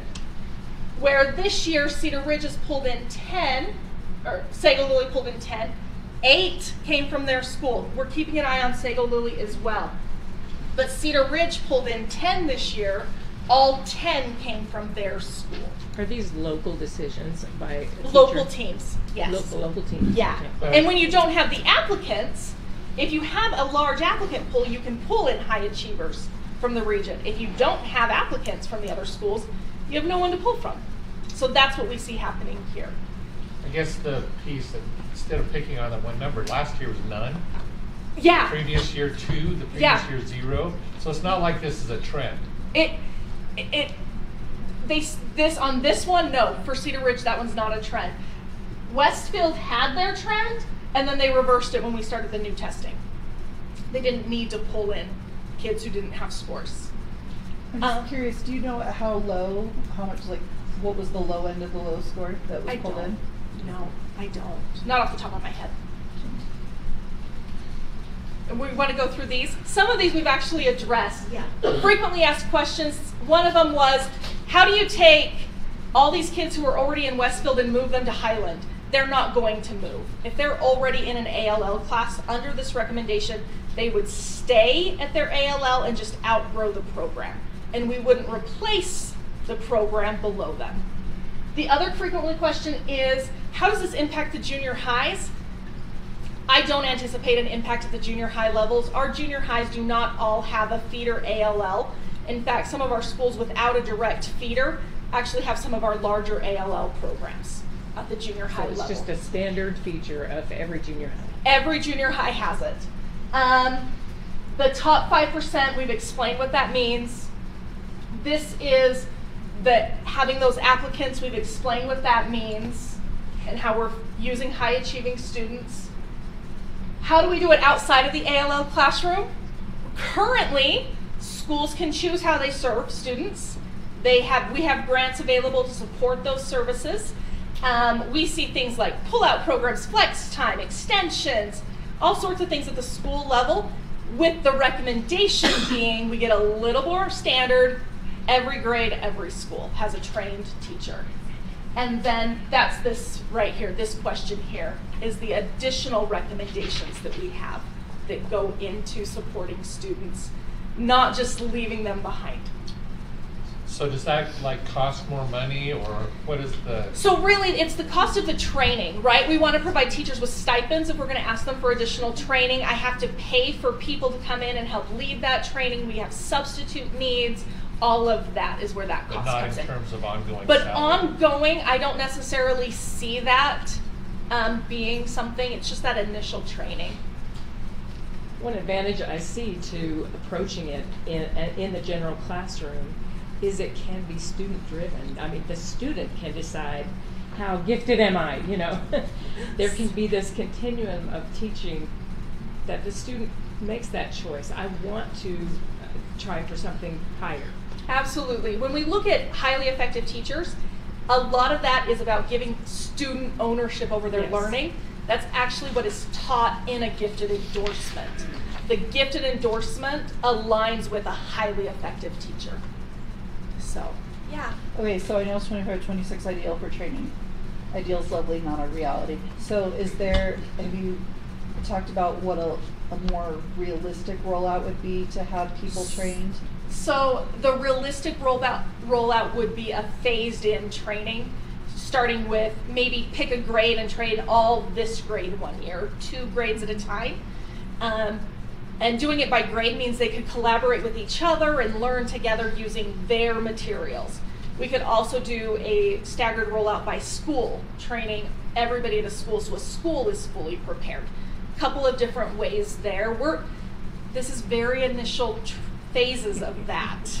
And then my last question is, because I think we all probably have a whole list of other questions that we would like to ask, so where's the best avenue to? Yeah, so we have 10 minutes to look at the synthesis of the feedback for both programs. Superintendent, what's your guidance at this point? Yeah, I think we can talk during break to see if we pull some of this over into a board meeting or bring it to another meeting. And just wondering, Rick, we better. You want to talk about it in board meeting? Do you want to talk about feedback in board meeting? What do you want to do? Sorry, I don't know what I tried to go fast. I do I not wasn't want to fast sign enough. you up I'm for something sorry. you're not prepared for. And I do want to say thank you, because that's a lot of information that you're communicating, that you looked at. You've done a phenomenal job today. Thank you. Just recognizing that I have now exponentially more questions than I had before. I can appreciate What? that. I presented the data and now you have more questions? That just says good data invites good questions, so you did an excellent job. Yeah. Yeah, so we can move it on their reports, the synthesis of the feedback, if that's your will for I'm tonight. also happy to email it. I just don't know. We were prepared to present feedback, and so if we just need to shuffle that to a different time, what does that do for you? Are you good there? Sure. Yeah, absolutely. Whatever. If you need to come up right now, Maybe we're not. It's not on the We don't have anything on the agenda. Under reports, it could be part of superintendent reports to include additional time for them. Okay. Okay. Yeah, so we'll postpone the summary for board meeting. Okay. Perfect, so. the next- Questions that I can answer Yeah. for 7 minutes? Are we getting DLI? Are we gonna do overview DLI? today as well? Yes, with the summary of the feedback, you'll get both DLI and ALS. The DLI isn't going to, I mean. They're not going into the data like we Oh, are. okay, No. okay, Oh, got it. okay. This All was right. part of the Got feedback it. was people saying, okay, what are the numbers? What were Okay. we actually looking at? And so we wanted to come and present those numbers. That was a big piece of our feedback. Would it be possible, and you can tell me if this is crazy, would it be possible to just shift to a little of DLA? So I don't know how many people showed up or online watching that were hoping for part of that, or is it just best to wait? I would really So like we to were see not the DLI. prepared to present DLI data, that was not a request, just. No, as- whatever. Oh, feedback. You're talking Yeah. about, can we Oh, start with right. this? Yeah, Yeah. Would that be okay? yeah, that's fine. So I think we're still in tandem. Oh, that's right. Yes, You're we're right still at the in beginning. tandem, so let me go there. I'm not done yet. Stay put. Vielen Stay put. Ich wollte doch Let me Ihnen know when you danken want me die to play. Gelegenheit zu. Whoa, whoa, whoa. We're doing just a little bit of a check to see if Aaron, you speak German or if you English. speak the Snoopy language, the Snoopy teacher language, right? Just give us a thumbs up if it's too much. So this is an overview of how many folks provided feedback as we opened up a survey after the last board presentation, and we were excited and expressed gratitude that we had so many folks in both ALL and DLI who wanted to provide feedback in that means. In addition to that, I know that there were opportunities for board members to lead things and to garner feedback, and things were sent to district leadership. And we had even one school that initiated a survey as well, and they were able to synthesize that and put that into here. So this is just an overview of what that looked like. Folks were able to designate whether they were an interested employee, an interested patron, or a parent of a current student in the program, whether that's elementary or secondary. Now, just a note, these do not all add up to the total responses because people could select more than one. They could be an employee who was a secondary student, and that became just, the totals may not add up perfectly, but that's why. Yeah. This is if you look at the respondents by the location of our current programs. So how many did we get from the different ALL locations, and then how many responses did we get from the different DLI locations. And again, this could have been whether they were a parent of somebody in this school or a patron who selected that school as their place where they're coming from. Or the comment might have been targeted to that proposal. So we broke these down into pretty broad categories.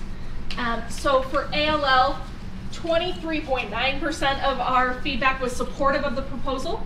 Then we had 41.5% that were concerned with the Lone Peak area recommendations. About 6% concerned with the Linden area proposals.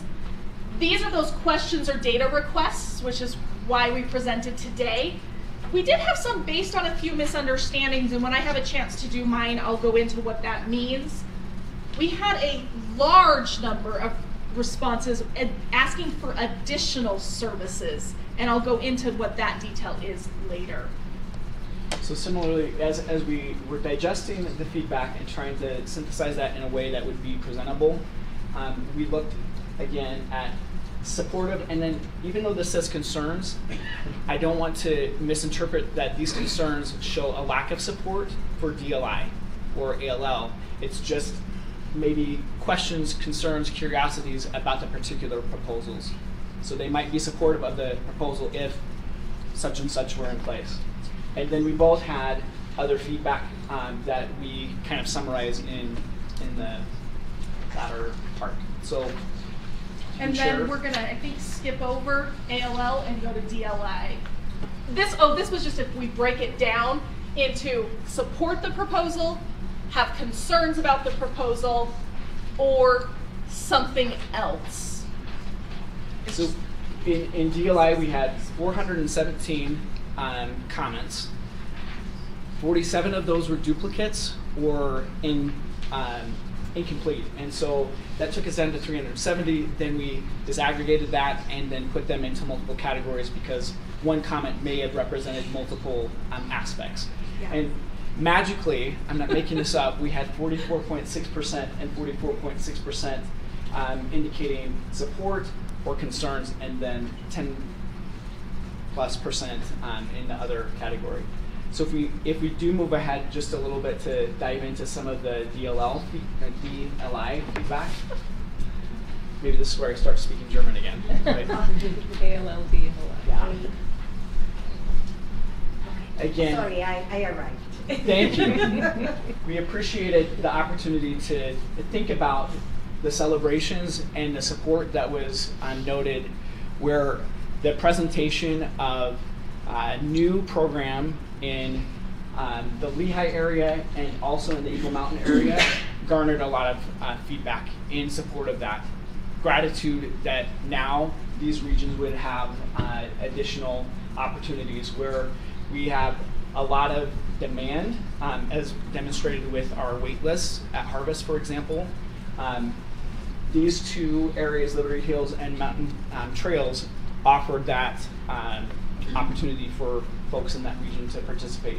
We also had 10% of the positive comments in support of the different magnet proposals at Orchard and at Linden, and then an overall support of DLI. Just thank you so much for DLI. We couldn't tag it to a specific region, but that was 11.9% of those positive comments.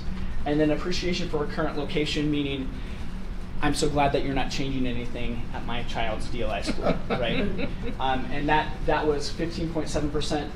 36.8% of the supportive comments can be analyzed here, where those folks said that they wanted even more than we're proposing, right? Which kind of is another example of the demand that we see and the interest in DLI. And these are the languages that were expressed, including a high number of Portuguese, and most of the feedback about expanding Portuguese had to do with the Lehigh, Saratoga, or Eagle Mountain area. So Erin? Yes. When you looked at that information, was that generated by people who live in Lehigh, Saratoga, Eagle Mountain, or people outside of that area? That's my assumption. However, there might be folks who are advocating for others who they know. Like, I have a friend who lives in this area, but I don't live in that area specifically. So that was the assumption that the majority are coming from those folks who are living in the area, but I can't 100% say that they were. Does that make sense? Yeah, I would argue I don't know that that's accurate. Tell me more. I've never had a parent request Portuguese who resides in my area. Well, you have the comments in front of you. Yes. And dig into that. Okay. But what is accurate is taking those comments and then putting that here, right? The other piece is just showing where the expansion requests were, right? So 61% plus recommended in the Lehigh, Saratoga, Eagle Mountain area, and these are in addition to the proposal of the two new Spanish elementary strands. Okay, so let's go on to the next slide. The recommendation and overall concerns, we wanted to put all of them together and kind of see if there are patterns, and then as we delineated the proposals, just to see where those could contrast. So the largest concerns had to do with general preference, or there might be a mutual commitment or an understanding. This is what I signed up for. This is where I signed up for it, right? That's what that mutual commitment means. There were different safety categories. Some had to do with seismic concerns. Some had to do with safe routes or traffic patterns. And then as you go through, you'll see family logistics, impact of the move on program sustainability and quality, equitable access for our multilingual students, and then an impact of DLI on academic achievement. So these numbers represent the number of comments. Yes, Julian? On the second one where you list plumbing, is that because that was mentioned, or that's just listing? They want good plumbing. It was multiple comments that reflected that, and so we try to capture those comments that we saw multiple pieces. Seismic and plumbing had to do with actually the same building. Age of the building. Yep. Okay, so the next slides again show our top 3 schools, meaning the number of comments, where you can see the Portuguese magnet at Linden, Spanish magnet at Orchard and Liberty Hills are color coded, and you can kind of contrast what community has the greatest all the way to the least of concerns. So you can kind of look at that, and hopefully you've had a chance to review that. In the next slide, we kind of share the takeaways. So the greatest concerns from the Portuguese magnet at Linden, and this was an N size of about 117. General preference, also multiple mutual commitment. So folks understanding that I signed up for Rocky Mountain, and this is why I'm there. Impact of multiple moves, meaning a concern of what does that look like if we were to place the magnet at one site and then in the future down the road move it again. What will that do to the quality of the program or the sustainability of the program? And then finally, seismic issues and some plumbing pieces were brought up there. The least of the concerns in that community were the impact of DLI and achievement. There seemed to be an understanding and an appreciation for what DLI can do for all students, and that includes our multilingual students. The Spanish magnet at Orchard, top 3 concerns were school climate and segregation, equitable access for our multilingual learners, and then a general preference. And then the least of the concerns, similarly, the impact of DLI on achievement. Liberty Hills, you had a smaller number of comments there, but familial logistics, equitable access, and safety. And I'll just note that the majority of these comments came from staff or identified as employees. I was going to say, I've heard from more than 14 people in my area, so clearly everybody did not get to the study. Absolutely, absolutely. And this is a sample, and there, I'll put a pin in that and come back to that comment. Familial logistics, the Blackbridge pathway to the new middle school, there were concerns about that. And then the one comment from Mountain Trails was just really making sure that the DLI program was going to benefit students' achievement. So the final couple of slides show other comments and trends in that. They range from staffing themes to the process, like you're talking about. Maybe the survey was too short, or we didn't include parents in the committee itself. We had feedback about professional development, and then there was even some feedback about wanting to advocate to cut programs. So with that in mind, the final piece that I would invite you to do is to think about questions that would be beneficial in informing our final recommendations. And I, again, ich danke Ihnen für die Zeit. I thank everybody, parents and community members, employees who took time to fill out the survey or shoot us an email or catch us in the hall or whatever to show up at your venues to give feedback, because I think feedback can only make us better. So thank you for your time. And you have a little bit of time to eat before the board meeting now. Okay, so, Okay. President Hackett, we'll turn the time back to you. Thank you. All right, well, let's take a break for dinner, and then we'll come back at 6 and continue this discussion. And thank you to Debbie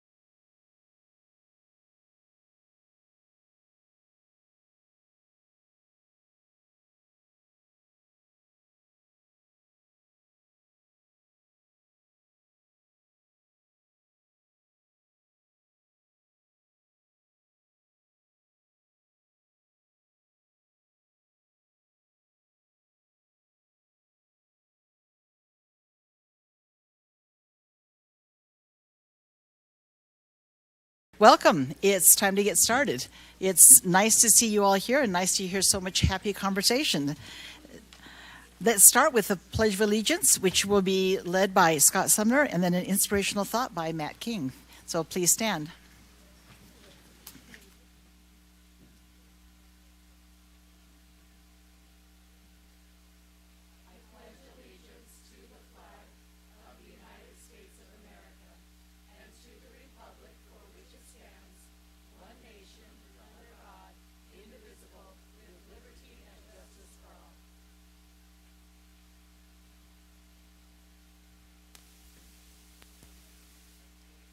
I think that's not turned on. There we go. How's that? Thank you. Great. Well, I chose to share a quote that was shared with me years ago from Ralph Waldo Emerson. He said, "That which we persist in doing becomes easier to do. Not that the nature of the thing has changed, but that our power to do has increased." And I think that speaks to the essence of education. As we continue and persist in learning and growing, our capacity grows. And so I just appreciate what we're about here in Alpine and the opportunity to help see our students grow and see their capacity increase as well. So thank you. Thank you, Matt. It's a good thought. Okay, the next part of the meeting is board recognitions, and we love this part. Very often we have students and teachers and parents and all kinds of people. And so we have got some people we're going to honor tonight. We like to recognize accomplishments everywhere, anywhere in the district. And we acknowledge that families have come to support some of these honorees. And so we would like to, as we announce you, we'd like to have you come forward with the person who nominated you, and we'll read that. And then after you're all done, then we will take pictures, let the family take pictures, and we'd like to have the family stand so we can recognize the support they're giving. So the first one, this is the RISE Award. It's remarkable, inspiring, selfless, and encouraging. And we love this. Let's start with Stacy Bateman. All right, so we'll invite Ms. Nelson and Mr. King and Wendy Wilkins, if she's here, to come on up.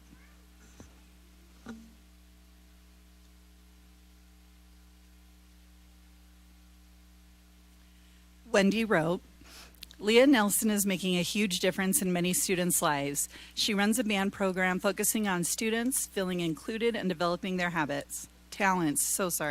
She gets to school very early to teach jazz band. When I drop off at 6:35 a.m., she is already there. She is teaching them great life skills, that there is a place for all kinds of personalities, that you should arrive on time, that your best effort is adequate, and that music is fun. She patiently deals with a wide variety of abilities and personalities, making each one feel accepted. I'm so grateful that my student is in her classes."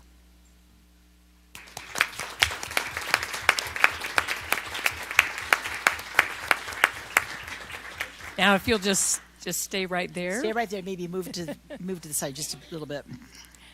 Next, from Westmore Elementary, we'd like to invite Stephanie Nielsen, who's a student who nominated her teacher, Lexi Jensen. If they're here tonight, would they come up? Come on. And also, let's see, Vic Larson, are you here? I think he's being a principal today. So Michelle's going to come in as your supervisor. Please come up. Stephen, sorry, I said Stephanie. Stephen Nielsen. Is Stephen here? No. Stephen wrote, "I am in Miss Jensen's kindergarten class. I love her, and she loves me. When she left for a trip for a few days, I cried because I missed her. She is smart and nice to me. I get choked up when I talk about her. Oh, so do I. She accommodates my individual needs. She is good with children and keeps the class quiet and orderly. She tries really hard to be a good teacher."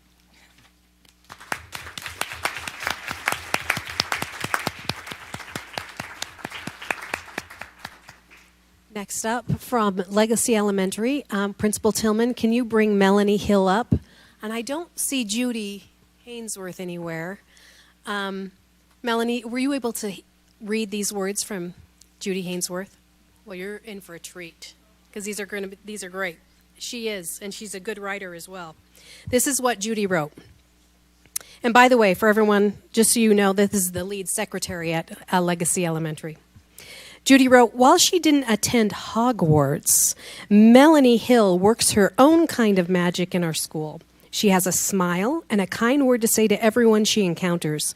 Melanie is an ambassador for our school and does a magnificent job of making sure we are organized, funded, and on top of upcoming events.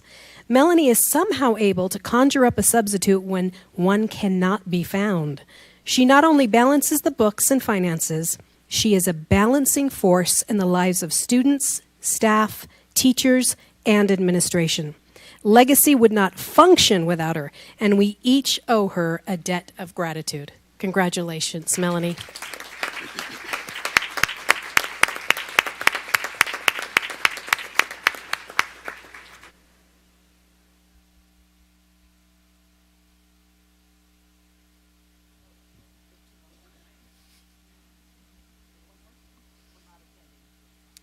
So we want to recognize Mitchell Hart, who's a teacher at Cedar Valley High. He wasn't able to be here, but we wanted to make sure that we recognized Mitchell. He was nominated by Robert Hampton, who is an employee at Cedar Valley High School. Robert wrote, Mitchell is extremely organized. He'll come to class 2 hours early just to set up for his first PE class, which is Frisbee golf.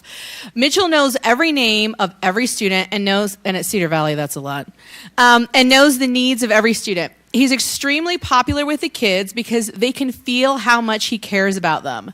Mitch is also a favorite among the teachers. He is not only a good listener, he's also full of great advice and help on being a better teacher. Mitch is selfless when it comes to awards or praise. He's not shy about giving credit to a coworker or a peer rather than taking credit for himself. And we're grateful for Mitchell.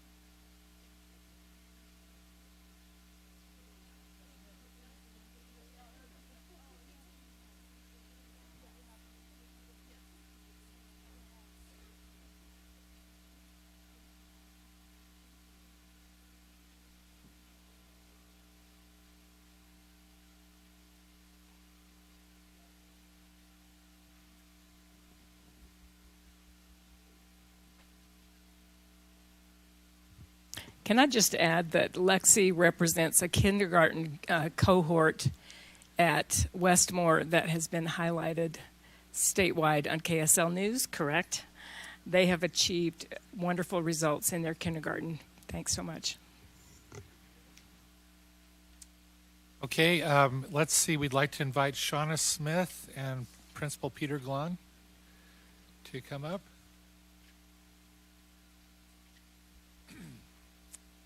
Shauna Smith, an educator at American Fork High School, was recently selected as a Class Nobel Educator of Distinction by the National Society of High School Scholars. A role model to pupils, Shauna was nominated by a student for outstanding dedication and commitment to excellence in the profession. This honor recognizes exemplary educators whose passion and devotion inspire their students to grow and develop as scholars, leaders, and citizens. So congratulations, Shauna.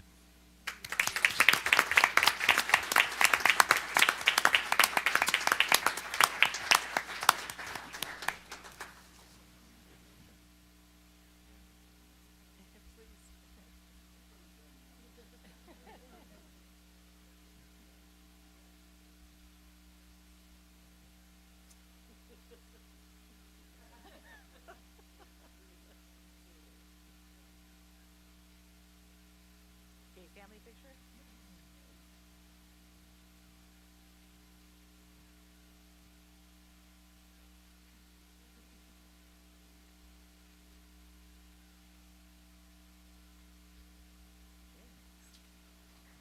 Shake hands.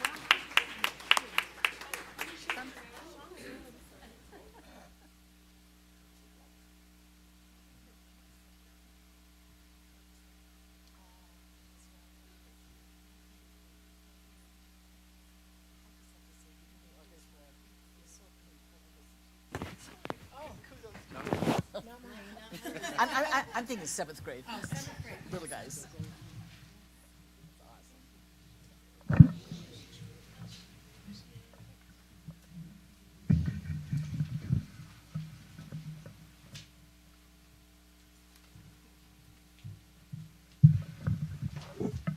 Okay.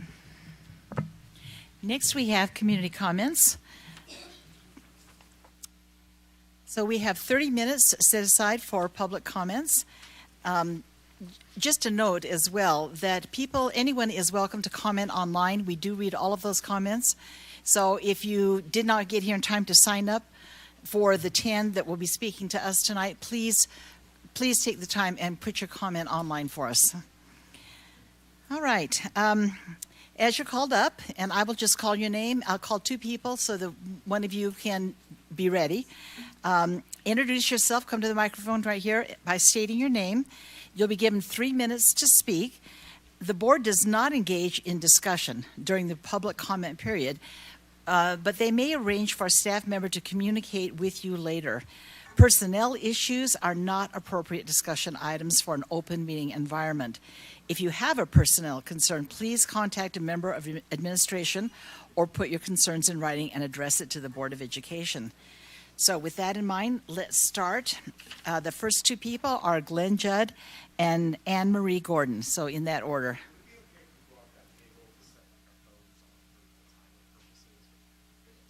There will be a timer up. Yeah.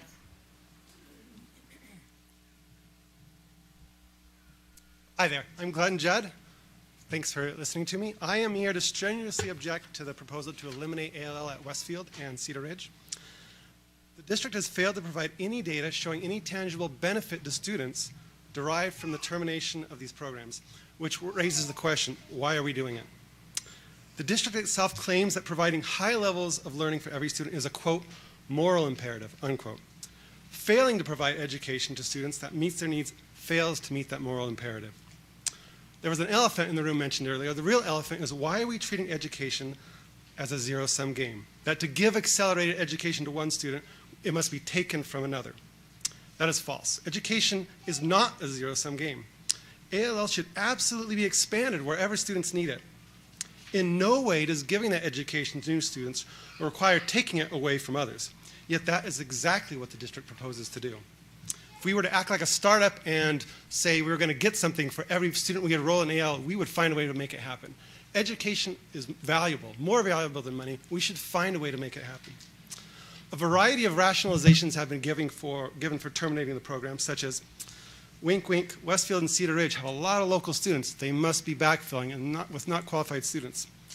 There is a major problem with that insinuation. The district's own data, which I've mailed to you, and if you look at the data, doesn't back that. That is false. It's unfortunate and a little disturbing that the press was given that information when it is refuted by the district's own data. Please look at the data. ALL students at Westfield and Cedar Ridge are just as qualified as they are others. There might be a laggard, but it's not Westfield and Cedar Ridge. Moreover, state funding for ALL has been generous. This year, I think it's nearly $1 million. I have yet to see a full accounting of where that's going. Certainly, each teacher tells me they're getting something like $600. In summary, the district has not provided any proof of any tangible benefit to any students derived from terminating ALL at Westfield and Cedar Ridge. The district does not need to take education from one child to give to another. Education is not a zero-sum game. The district should abandon the previous proposal, which is treating education as exactly that. As members of the board, you know that parents have been clamoring for more ALL, not less. Parents' desires aren't just whining, they're backed by data. The district's own study materials, which again I've emailed to you, show that accelerated education is backed consistently by research. That same research shows that school officials consistently are reluctant to expand it. That should not be the case. As parents, we've entrusted the board to advocate for our children, not to back officials' reluctance. Parents at Westfield and Cedar Ridge respectfully ask you to allow our children to receive the education that they need. In no way does expanding ALL to new areas require taking education away from our children. Thank you. Thank you, Glenn. Okay, next is Anne Marie and then Nikki Brammer. All right, my name is Anne Marie Gordon. Thank you for listening to us on this important matter. We have given you some information regarding rationale to protect programs of the ALO program at Westfield, and I think a lot of that also applies to Cedar Ridge, so all of you have that information in front of you. When I was on the SEC at Timberline, we looked at our program very carefully. We looked at expanding it because we had a lot of qualified kids at our school. We had very high achieving students, and Timberline is we feed in from Westfield. And we said maybe we should expand this. And I was tasked with looking at that. I looked at 6 middle schools across the district, and we found that we had very competitive scores. We would be very competitive to have 2 classes. But, we looked at it, maybe it wasn't quite competitive enough.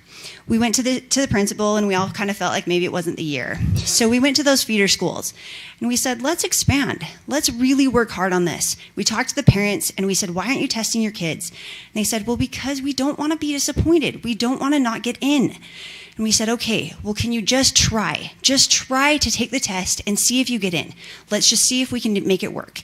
And we did. We went from 90 kids testing to 140 in 1 year.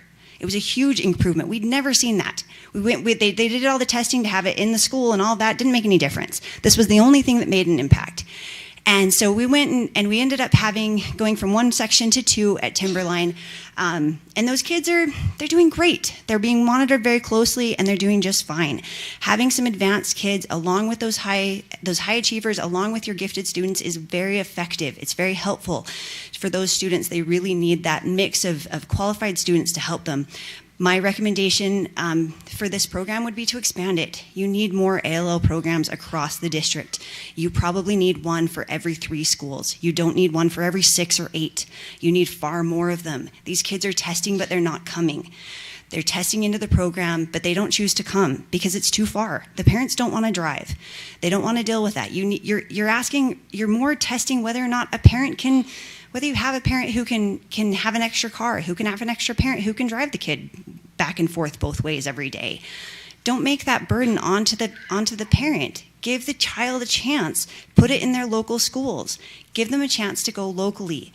And mix it up. If there's excess capacity at other schools that are close, have some of those kids come over. Highland is a very competitive program. Have some of those excess kids go to Westfield. We would love to have them. We'd welcome them there. Thank you. Thank you, Anne-Marie. Okay, Nikki, I understand you're representing a group. Is that correct? Yes. Then you get 5 minutes. All instead right. of 3. All right. And after I Nikki will prepared be 3, but I Chris. might take more. Okay, go ahead. All right, thank you. So my name is Nikki Brammer, and I represent, no, that's okay. I'm actually the president-elect of the Utah Association for Gifted Children. Prior to being the president-elect, I was the parent advocate, and I think it's because I was a thorn in their side enough that they finally let me in, and I have really appreciated learning so much from the wonderful gifted directors all across Utah. It's kind of amazing to see how the different districts provide gifted services. Everybody has a different set of resources and variables, and so there's lots of different ways that we can slice the pie, and I've appreciated being able to see all the different diverse ways we can do this. I do want to thank you for finally having this conversation. My board members know that since 2020, when I pulled my children out of the Alpine School District's gifted program at Highland, I have been begging for this conversation. I think that it's a necessary conversation, and I think the more parents that you bring into the conversation, the better. I know that there's a lot of parents here that are prepared to speak and tell you what they need. As a parent of gifted children, maybe some of you have gifted children, I know a couple of you do because we've had conversations. You know, most of the time you can tell as a toddler that this child is gifted. And as a parent, you're like, oh no, how do I not screw this child up, right? Many of us have probably been there. There's some tears behind me because lots of us have been there. When my kids started the gifted program, I was extremely humbled by the opportunity to be in Alpine's program and have some professionals give guidance. We parents really need guidance from qualified, trained teachers that are given updated training frequently, because we're not the experts. That's why we have our kids in public education, because you guys are the experts, and we love you for that. Part of my problem in the gifted program, so I have boy-girl twins, and as toddlers they were super smart, reading by 3, multiplication. My 3-year-old could count up to 7 digits because he played Lego Batman and wanted to be able to count all of the tokens to earn the next Lego Batman character. In his kindergarten teacher's evaluation, she said, "Can you count up to 20?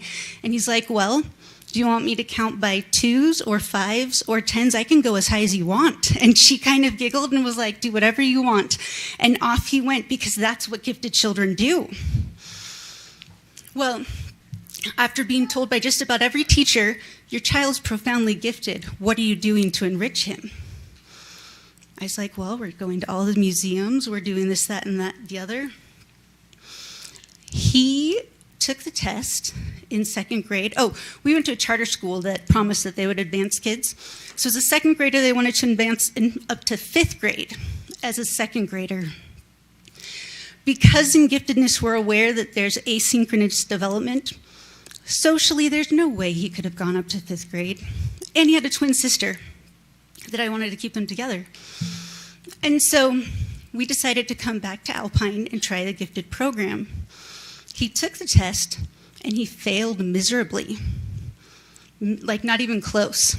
His twin sister passed with flying colors, was invited to be in the gifted program, and the rest of us were scratching our head. His 2nd grade teacher, when we told her he didn't pass, she's like, "No, there's no way. I have not seen many kids more gifted than him. You should go try to get in anyways." So we followed the district's recommendations, provide tests, recommendations, portfolio, and even after that, we were told that he would have to retest, even though with giftedness, oftentimes standardized tests don't capture giftedness, right? But we did. We ended up having him retest, and he did pass in August of that same year, so he was able to be in the class. Going through the gifted program, 3rd grade, 4th grade, 5th grade at the Highland Magnet School, he did terribly. Every parent-teacher conference, my husband and I would be like, "What do you think the problem is?" And they're like, "We don't know. He is brilliant." In 3rd grade, there were timed tests. He couldn't pass them. In 2nd grade, they wanted to bump him up to 5th grade for his advanced math. In the Highland Gifted program, he couldn't pass the timed multiplication test. What's going on? You know, we asked the teachers, is he on the spectrum? Is there something there? 3rd grade, 4th grade, 5th grade, 6th grade all said no. During COVID, he finally studied up himself and found out that he was twice exceptional. You know, he had another giftedness that traveled that prevents some of his learning. Learning disabilities frequently travel with giftedness, and our current system doesn't even address any of these twice exceptionalities.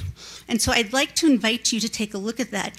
Nowhere in any of your data currently is it expressed that there's twice exceptionalities. There's also nothing expressed about the kids in the DLI program who may be taken out earlier because they don't want to wait until 3rd grade or 4th grade. And we're not testing those kids as well to see if they need services. So those are a couple of different ideas to look at the data, continue to look for additional children. Thank you. Thank you, Nikki. Next is Chris Snell, followed by Ashley Carter. Thank y'all. First, I just want to say I appreciate y'all being here. I'm proud to live in a country where we can have elected representatives that take in our input on these sorts of things, that we don't have to have these decisions made for us, that we have some input through y'all for this. And I appreciate y'all being here, and I know your job's hard sometimes. I am a parent, and my wife and I have 2 kids. One is in the ALL program at Westfield, and the other is a 3rd grader that is going to be rising, and we hope to get him into the program. Prior to ALL, our kid, our oldest, struggled very terribly in classes. He was constantly having behavior issues. He was always bored in class, always disruptive because of that. I think he set a world record for like most principal visits in a year for behavior issues. But since he got into ALL, we've had 0 behavior issues, and he's completely happy in school and loves his teacher and loves what he does.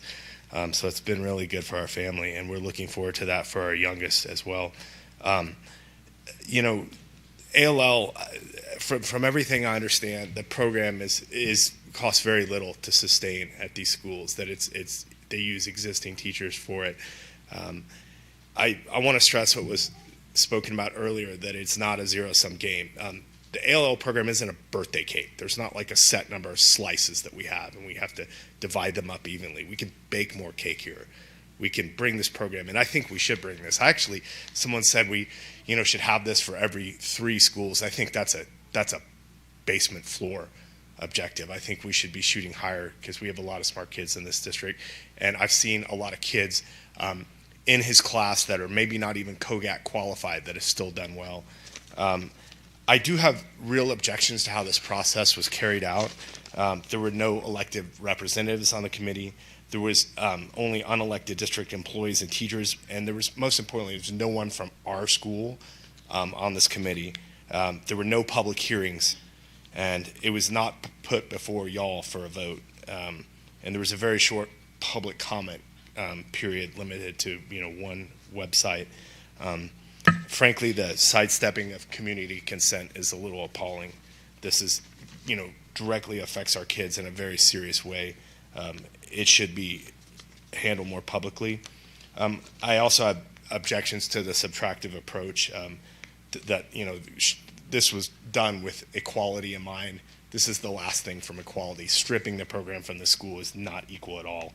The resulting decisions clearly doesn't support DEI goals or any other educational goals. I don't understand that. It decreases access points and redistributes them, and it's frankly antithetical to this country's principle of equality of opportunity. I'm about out of time. I had some more stuff to say, but I'll leave it at that. Thank you very much. Thank you, Chris. Okay, Ashley Carter, followed by Katie Hurd. Hi, my name is Ashley Carter. I'm an attorney and the mother of 4 current ASD students, all of whom either have been or are currently in the ALL program at Westfield. I work full-time. My husband is disabled. It is hard for me to get my son to Westfield, to and from Westfield every day, and that is only a 1.3-mile drive. If ALL is taken away from Westfield, I would not be able to drive him to a school farther away. He would simply miss out on accelerated learning opportunities. If my friends were faced with either giving up ALL or driving to a farther school, some of them would opt out of public education and would instead choose private school, a charter school, or even homeschooling. Enrollment in the district would decrease, and thus so would funding. This is disturbing to me because I believe that public education is the best way to educate our most vulnerable students. The legislature is working hard to accommodate families who want to opt out of public education. And if you remove ALL from Westfield and Cedar Ridge, you will be creating another incentive for families to choose alternative education. ALL at Westfield has been fantastic for my children. They've learned how to work hard, develop study skills, learned how to think, and built confidence. ALL at Westfield put my kids on a path for ALL classes at Timberline and for honors and AP classes at Lone Peak. One of the stated guiding principles of the district's ALL program study is to create program offerings pathways. Currently, Westfield is the only elementary school feeding into Timberline that has the ALL program. If you eliminate the ALL program at Westfield, Timberline will be the only middle school in the district with no ALL feeder schools. Thus, eliminating the ALL program at Westfield is in direct contradiction to the stating guiding principle of creating a program pathway. The current Westfield Timberline ALL pathway is in place and working well. Timberline has a robust ALL program with 2 sections. It would be nonsensical to destroy this existing pathway. Incoming 7th graders would be less prepared for ALL classes at Timberline and thus for rigorous classes at Lone Peak and beyond. It is my understanding that costs are minimal to operate each ALL program. I know the Alpine District aims to provide the most excellent education possible for each student. Please do not eliminate an effective program that is already in place with established teachers that has only minimal costs and is in great demand. The students we are educating today will soon become our doctors, our engineers, and our next generation of teachers. It benefits everyone if all students learn as much as they can and reach their highest potentials. I am all for expanding this ALL program to any school where it is appropriate, but ask that you please do not do that at the unnecessary expense to Westfield students. Thank you. Okay. Katie and then Carly Farron. Hi, members of the board. Thank you so much for this opportunity to speak. My name is Katie Hurd. My kids are at Windsor Elementary, and for the past 7 years, I've had kids in the DLI program there. I'm here to talk about the proposal to remove the DLI program from Windsor. As I said before, my kids have been there for 7 years. It's been an excellent program. I've been so pleased by what they've learned and the experiences they've had. In the time that we've been there, obviously we all experienced COVID, and then last year there was the plan to shut down Windsor, and it's been a very emotional experience at Windsor. And so one thing, if the DLI moves, it will be another very, I don't know if traumatic is the word, but emotionally difficult time for the students and teachers. One of the wonderful things that I love about the Windsor program is that Windsor has 50%, more or less, about 50% heritage speakers. This has made the DLI strong. My kids, I don't speak Spanish, I speak Japanese, my husband speaks Albanian, so we don't have any Spanish in our home, but my kids have been able to learn Spanish from their Spanish-speaking peers at the same time that they're learning English with my kids. I am worried because there are a lot of these heritage-speaking kids that will not be able to make the journey all the way to Orchard. As low-income kids with parents who are unable to drive them to school because of car situations, because of job situations, because of whatever situations, these kids currently walk to Windsor. They are fed breakfast, they are taken care of. For those kids, it is a 45-minute walk to get to Orchard. A kindergartner, a first grader, a second grader, they can't do that. That's too much to ask of these kids who are already at a disadvantage. They're not going to be able to make it. In the presentation at the last board meeting, I was so struck by the statistic about the high school graduation for heritage speakers that went through a DLI program. I would love to see that benefit become one of the driving forces behind the program. And as such, we need to make sure that the DLI schools are close to communities that need that DLI intervention, that we can have our middle-class white kids and our Hispanic kids, they can work together, they can learn together, it can be a really symbiotic relationship.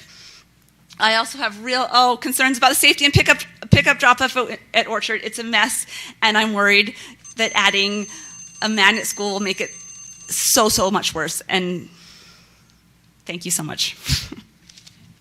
Thanks, Katie. Carly Farron and then Liz Busby. Hi. First of all, let me say it is Carly Farron. She said it.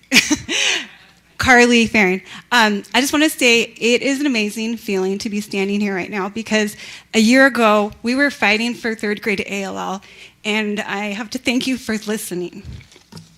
I really respect you guys. I respect the administrators in the district. I think you guys have integrity and class, and I think you really care about the students, and you do the most with the dollars that you have, which, well, the legislature, I'll get into that later. Okay, what I'm concerned about, so I'm glad that you guys are expanding third grade ALL. I'm concerned about the distribution. In the recent study session, it said that 90 students qualified in the Eagle Mountain Saratoga Springs cluster, but out of those 90, there's only 60 seats. And so, that's a third of students that scored 95 and above that won't get those services. And what that looks like on the district level is your test scores are lower than they should be. And a lot of these students who should be performing well, they have like executive function problems or, special needs. It looks like on the close-up, my sister not graduating high school, even though she was, one of the smartest in my family. Looks like my brother who did well on tests, got a 1600 on SAT, but he doesn't do anything today. He's basically disabled. I'm also concerned about people who move into the school district. I have a neighbor who tried to navigate everything with the principals and the teachers, and she couldn't get her son's needs met. And we have a lot of that in Saratoga Shores, and we're having more support on the district level to help people deal with that. I realize that 95% of your problems could be solved with more funding. I hope you'll forgive the tangent, but the legislature cut $163 million from the funding that should have gone to education in 2022, and they cut $208 million last year, and this year they want to cut more. And I promise I will go to the legislature and help fight for you. And I know you guys make the hardest decisions about what to cut because of inflation and the impact of the funding that you get going down because of inflation. Even though weighted people units, the amount goes up, the amount that you see because of inflation, the amount you can do with it goes down, just like we all know with our budgets. Anyway, thank you. Thank you, Carly. Okay, Liz Busby and then Debbie Draper. Hi, my name is Liz Busby, and thank you for letting me speak today. I'm sorry, this is an issue that's really close to my heart. So, I'm one of the out-of-area parents who will be affected by the closure of ALL at Westfield Elementary.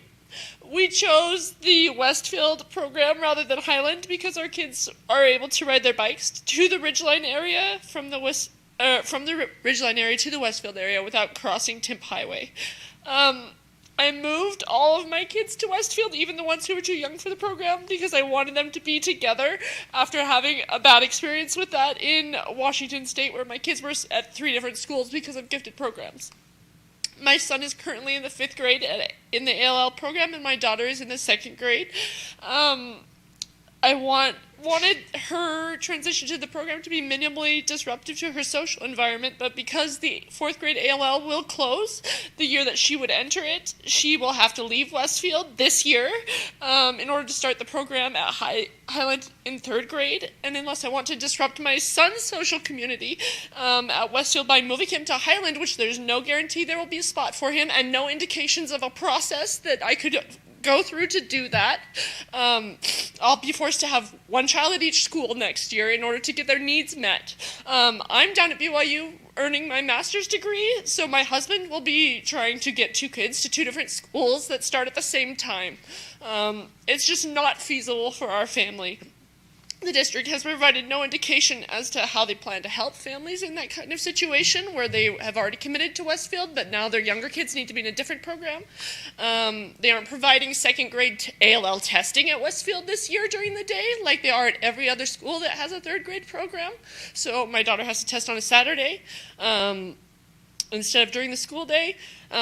There's no indications on how this new tightening of the program to be only the top 5% is going to be matched by any increased rigor in the curriculum or other changes. I saw the board meeting earlier today that there's no real defined plan of what's going to happen. It's still very nebulous. So it seems evident to me that this decision and its many impacts on our community at Westfield have not quite been thought through, that this is moving too quickly. As a child, my public schooling was greatly impacted by the gifted program in the former larger Jordan School District. In kindergarten, I would come home absolutely in tears because I was bored out of my mind, and luckily their program started in 1st grade. But it seems like Alpine School District is so dismissive of the idea of even starting earlier than 3rd grade. I know, just like Nikki, that parents of gifted kids know their kids are gifted long before 3rd grade. I ask my 2nd grade daughter every day if she learned something in school that day, and most of the time the answer is no. That's not the fault of her teacher. Her needs are just beyond what we can expect a normal 2nd grade classroom to cover, and no child's needs should go unmet because it's too challenging for adults to test children in 1st grade. Thank you. Thank you, Liz. Debbie Draper and then Anna Staffen? Staffieri, sorry, thank you.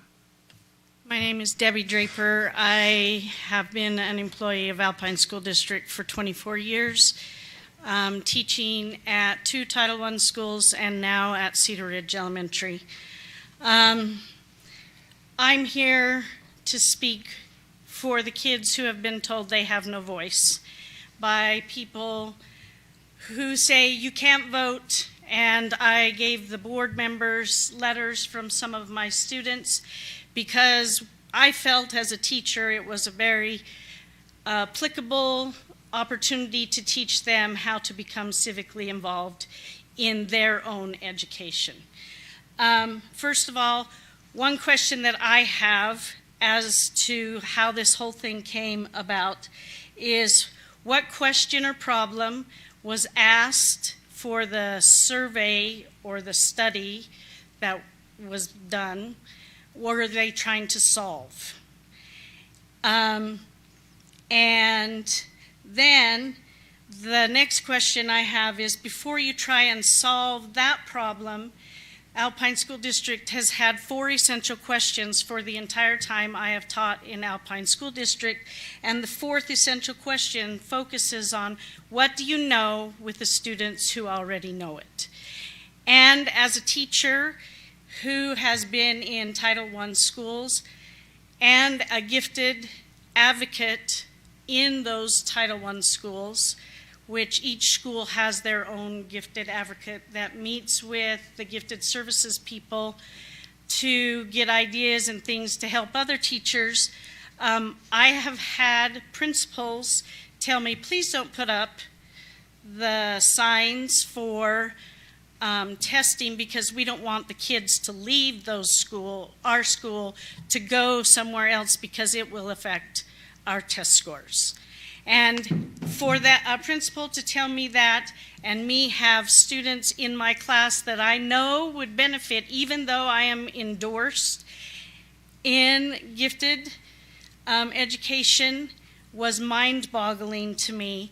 And for students to not have a voice, I am their voice. And the students at every school should be able to have that 4th question answered.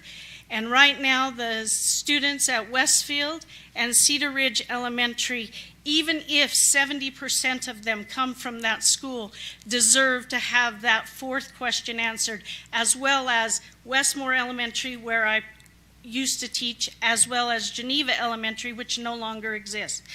So students need to have a say, as well as the parents for those students. Thank you.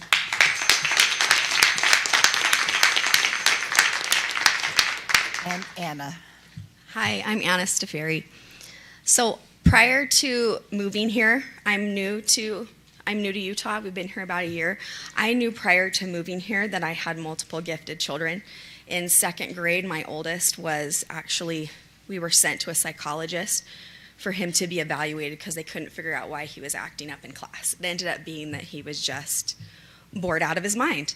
And so we knew moving here that we needed those programs for our kids. And when I was back in Arizona, I was driving 20 minutes in opposite directions to get the services that my kids needed.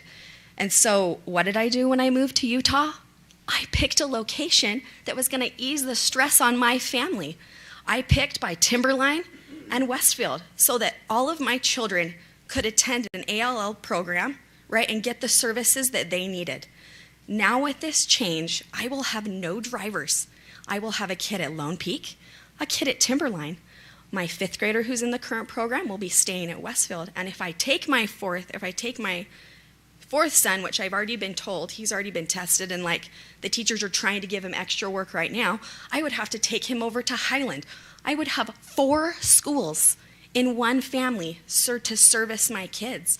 And that's just like I don't know that we can even do that, right? And like someone said, then it starts making you going, well, if I go over to a different school, I can get all of my kids together, right?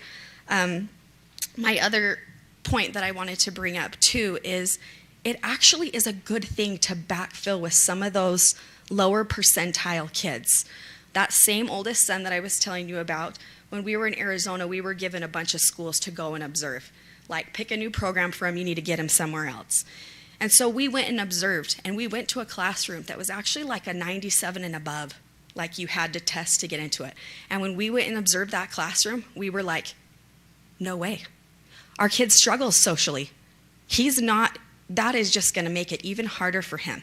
And so we ended up picking a different program, right?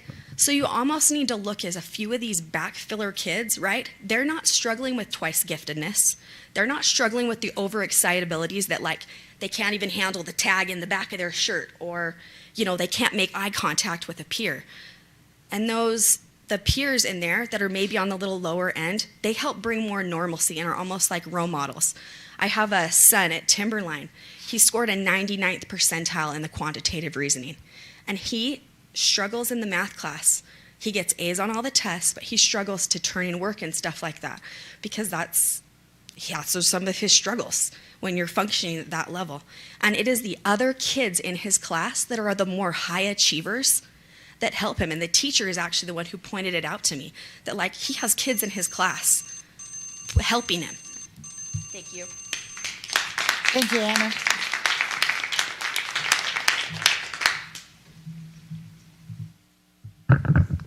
Okay, thank you for those excellent comments. If I can just take a moment of personal privilege, it just aches my heart to hear some of your stories. And we are listening and we are taking notes. So thank you for coming tonight. All right, let's go on with the business of the meeting. We need to approve the minutes. Do I have a motion to approve the minutes? I move that we approve the minutes. And a second? Second motion. Okay, it's been moved by Sarah and seconded by Mark that we approve the minutes. All in favor say aye.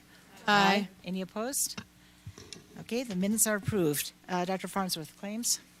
Yes, you've received your claims for the month, and I recommend you accept the claims. Okay, I need a motion to accept the claims. I move that we accept the claims. And a second? Okay, it's been moved by Ada and seconded by Stacy that we accept the claims. Is there any discussion? All in favor say aye. Aye. Any opposed say nay. Okay, the claims are approved. Dr. Farnsworth, routine business? Yes, you've also received the routine business for the month, and the business is listed there, and I recommend you accept the routine business. I move that we accept the routine business. Okay, thank you. Stacy has moved. Do we have a second? Second. All right, moved by Stacy, seconded by Jolynn. Is there any discussion? All in favor say aye. Aye. Any opposed say nay. Okay, the routine business has been accepted.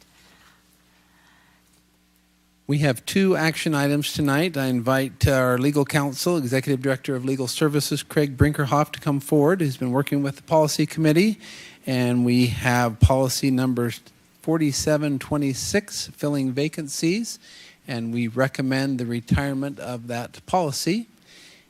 Appreciate the policy committee and Craig, and Craig, if you would be available for any questions the board might have with respect to that recommendation. Yeah, and I'll just give a quick rundown as to why we're suggesting this one be retired. In particular, the board in policy 2131 regarding the superintendent designates powers to the superintendent to fill vacancies, to hire staff as needed. That's a summary. That's not the exact wordage used, or verbiage, but that's the reason why we felt like this very short 1-sentence policy or 2-sentence policy was not necessary, and so we want to retire it and clean up policy. Okay, are there any questions for Craig? All right, I need a motion to retire policy 4726. I move that we retire policy 4726, the filling of vacancies. And I need a second. Second. Okay, it's been moved by Sarah and seconded by Joylyn. Is there any discussion about this policy? Can I just hear from policy committee members? This is redundant according to policy 2131, right? Correct? Yeah, so it is addressed in that policy. So what it does is it delegates those powers to the superintendent to effectuate the functions of the school district. Also, as we read through this policy, if you read what it's saying there, it's kind of vague. It's not real specific. It's clunky. It's not a great policy, and we don't feel like we need it, and so we want to get rid of it. Okay, are there any other questions or discussion? Okay, in that case, it's been moved by Sarah, seconded by Joylyn. All in favor say aye. Aye. Any opposed say nay. Okay, policy 4726 has been retired. Thank you, board members. The next policy is policy number 6240, calendar of special days, and our recommendation from the policy committee is that we retire this policy as well. Yeah, and also a brief introduction on this policy. We have a separate policy 9092, which is called district calendar, that points out that the board every year accepts and adopts a district calendar for the school days, the holidays, and the things that we'll recognize and when students will have time off, employees, etc. And so we felt like, again, this policy, the calendar of special days, which more or less just identifies holidays throughout the year, state and federal holidays. We didn't feel like it served any purpose, and where we already have another policy that addresses what the calendar of the school district is, including those holidays, we didn't feel like this one was necessary. Okay, do I have a motion to retire policy 6240? I move to retire policy 6240, calendar of special days. I'll second it. Okay, it's been moved by Joylyn and seconded by Sarah. Is there any discussion? Seeing none, all in favor say aye. Aye. Any opposed say nay. Thank you. The policy is retired. Dr. Farnsworth. Yes, appreciate the opportunity to thank you for retiring that policy. During our report section, we have committed to the board to do a regular Alpine by the numbers.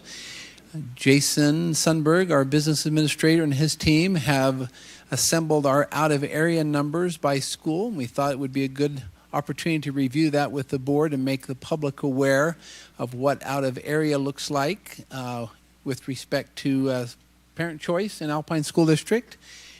Students can attend their boundary school or can choose to attend another school. And we will have the data presented by Jason and his team of where parents are choosing to enroll their students. Jason. Thanks, Dr. Farnsworth. We're excited about this presentation tonight. Derek has been working on this spreadsheet that's going to be shared. It's already available on our website, but a lot of great information, great data, and he's done a great job preparing a presentation to just kind of summarize that data. So Derek Farnes is in our Business Services Department. He's our Director of Business Analytics and Projections. He's bringing this data up, but we have about 10 slides that summarize the out-of-area enrollment based on our October 1st numbers of this year. So we'll turn the time over to Derek for this presentation. Thank you, Jason, and Superintendent and Board. As introduced, we're going to look at the Alpine by the numbers with some out-of-area enrollment. As we know, I love numbers and spreadsheets and graphs, and we're going to get a little bit of that tonight, and probably not overwhelming with what we've got. Derek, before you go on, can you hear him in the back? No. Can you maybe move that mic a little bit closer? Is this any better? Yes, even closer. Okay. I'm going to get cozy with the mic. Yes, thank you. All right. This is just a summary of the out-of-area students by kind of grade level. As you can see with the elementary schools in kindergarten through 6th grade, so not including preschools, recognizing a lot of the preschools pull students from outside their neighborhood school boundary. And I probably should say, what is an out-of-area student? An out-of-area student is a student who's attending a school that lives outside of that school's neighborhood school boundary. And so with the elementary schools, we have 6,740 students in the district. That makes up 16% of our K-6 elementary students. For junior high and middle schools, we have 2,552 students that are out of area. That's 13%. For the high schools, 2,590 students, making up 12% of our high school students in the district, and that makes a total of 11,882 students, which is 14% of the students in our district are attending where they don't live within the neighborhood school boundary. So that's about 1 out of every 7 students throughout the district is attending a school where they don't live in that neighborhood school boundary. I think that attests to a number of things. We know some of those factors, and we'll talk about them a little bit, DLI, ALL, and some of those have been hit on for other reasons today, but they pull kids from for those programs. There's other reasons that families choose to go out of area, but it shows that the district gives some option, gives some school choice with the ability to attend schools that aren't necessarily the school that they live, the boundary they live within. Just some highlights of the highest and lowest. I don't think these are going to come as a surprise to you. Elementary, the highest out of area when it comes to total number of students is Legacy Elementary at 357 students, but when it comes to percentage, it's Rocky Mountain Elementary, which if you look closely is only 2 students behind Legacy Elementary. So they were so close there, but 74% of Rocky Mountain attends that school from out of area. Junior high, middle schools, American Fork Junior is both the highest in number of students and percentage at 448 students and 24%. High school, Timpanogos High School at 535 students and 37%.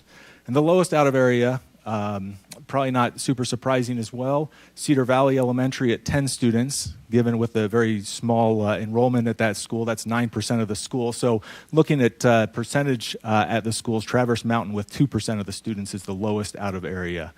The junior high and middle school students, or the school with the lowest is Frontier, and nearby is Cedar Valley for the high school. And you can see the numbers there at 33 students, 2% for Frontier, and 70 students, 2% at Cedar Valley. Probably not super surprising, not that they're not great schools that want to draw students and they don't have attractive programs and things, but one, geographically being we'll say out of the way, perhaps not on the way for or nearby for parents to drop off students on the way to work, or nearby other homes. They cover a large geographic area, as we know. There are also large schools that don't have a lot of elbow room, and that may be a deterrent for people not wanting to send their kids to those schools. Now, some of that is speculation, I have to admit. I should also mention with these out-of-area numbers, these are generated based on the addresses that the families have given to the school, so the addresses we have in Skyward. And we've geocoded those addresses, which means we've put a dot on the map and located where each of these families are.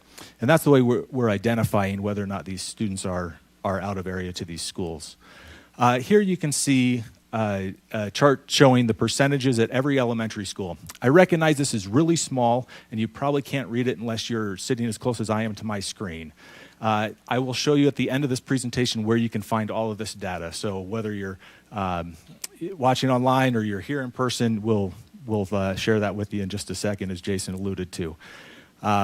The percentages you can see, not surprisingly, some of those high ones, the highest there, Rocky Mountain is 74%, but some of the other ones there, Legacy, Foothill, Belmont, some of those, again, not surprisingly, ALL and DLI programs pulling students from surrounding areas.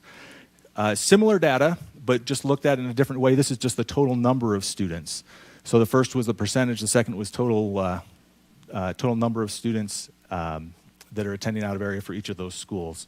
We then have similar data, but because there's a few less schools, I was able to fit it on one slide for the junior highs. And you can see on the left there the percentage of students attending those junior high or middle schools out of area. And on the right, it's the total number of those students. So same students, for example, American Fork Junior High, the 448 students makes up that 24% you see on the chart to the left. And then similarly, the high schools, you can see the percentages on the left and the number of students that are making up those percentages on the right. And you can see some of those, as some of them are higher than others. We see Cedar Valley, as we mentioned before, is low, and Timpanogos High is high, or the highest and the lowest, shall we say. So with those, there's charts that go behind Derek, this. can you go back one slide? Sorry. Yes. Or 2 slides now. Something to point out here that I'm really glad that Derek's presented it this way with the percentage and the numbers, because you look there on the left one, and Candy View's at 21%, which is really close to American Fork Junior, but you can see a difference on the next one where it's 448 and 228. Just seeing the differences there on, just because the denominator of the total number of students changes quite a bit.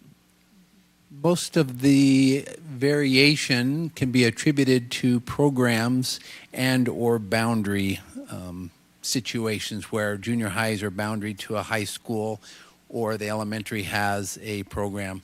There are some aberrations to that, but I would say majority of these numbers are influenced by programs and or boundaries, how the feeder schools are boundaried. Yeah, thank you, Superintendent. Thank you, Jason.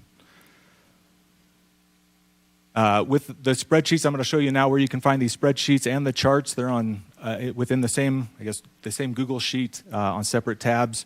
If you're to go to the district website and click on district, the top, go to the business services department. When you get to that page, you're going to click on historical reports. That's going to take you to a Google Drive folder where you're going to want to click on enrollment information. FY24, that's the data we were looking at here. We can see some of that from previous years as well. And then within that, the students attending school from in and out of area. So that's the spreadsheet you're looking for if you wanted to dig further or look at those charts faster than me clicking through them tonight that I did. Any questions that you have on that data? I have one question. To my knowledge, are all our schools open at this point? We don't have any closed schools. I'm going to defer to superintendent or... All open. All open. All right. Derek, I do have a question. I was having an interesting conversation with a student earlier this year who happens to be a Mountain View student who does attend Cedar Valley. So she's one of the 70 kids on that list. But one of the things that was fascinating in chatting with her was that she wants to be a fighter pilot. So she is accessing the aviation program at Cedar Valley. So I got to watch her land a plane. It was very cool. But I'm curious how that's calculated because, for example, she spends A days, I think it's A days at Mountain View and then B days at Cedar Valley, so she can kind of do all of her aviation classes at once. For our students who are doing kind of a split enrollment or like a school-to-school program, how's that calculation considered with the out-of-area numbers? Yeah, great question. Usually, my understanding is that Skyward, as I pull the reports and the information from Skyward, it'll take where they're enrolled the most. And so if there's an obvious enrolled the most, that's where it's going to assign them for the school and the data I'm pulling. As for if they're split 50-50, I'm not 100% sure on how they're determining that. like how the homeschool is determined, but there is a homeschool for every student, is my understanding in Skyward, and that's where that is coming from.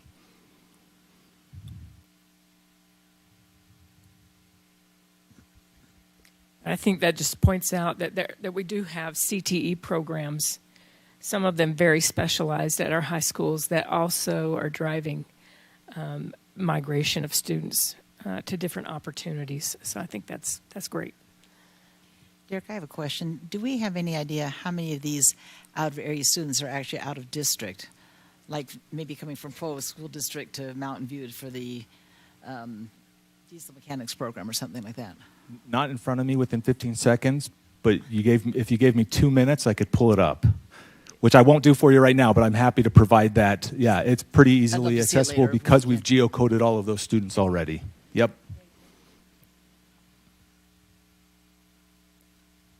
Thank you for that presentation. Thanks, Derek. And the thing that's great with this geocoding Derek's been able to do in our transportation department, when we're doing boundary studies, we can really be able to pinpoint where the students are, not just have to guess, but be able to see where they are and use that for future projections. You also received a membership report, an update on our enrollment. I'll just point out a couple things from October 1, which is our official count, to present. There's a net change of 3 students, so things are fairly stable. Some, as is typically the case, some growth in elementaries and some declines in secondary schools, particularly in a high school as students graduate early, exit out. We still have some areas of high growth and significant enrollment in our schools.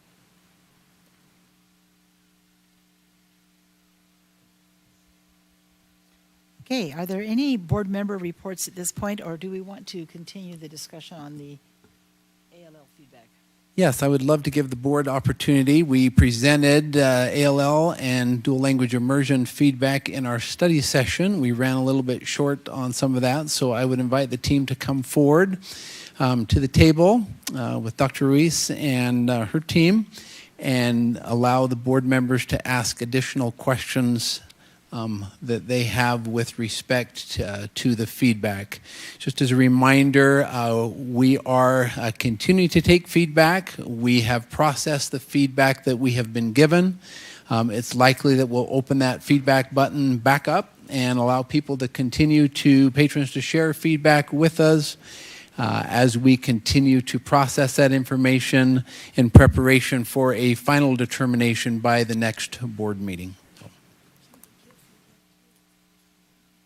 Pardon? Yes, yeah, welcome to share information, feedback that you have, or clarifying questions that you have. And we appreciate their presentation in study session. It was significant, took up the whole time, and there's still more to share. So we appreciate you staying for the board meeting and being willing to answer additional questions, provide additional information.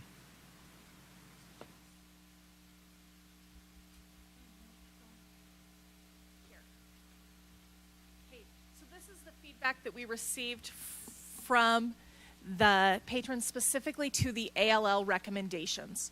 So when we break this down, we already looked at the overview of supportive concerns. When we break down the supportive comments and we analyze like what were the reasons, what things were they actually mentioning, this is what we see.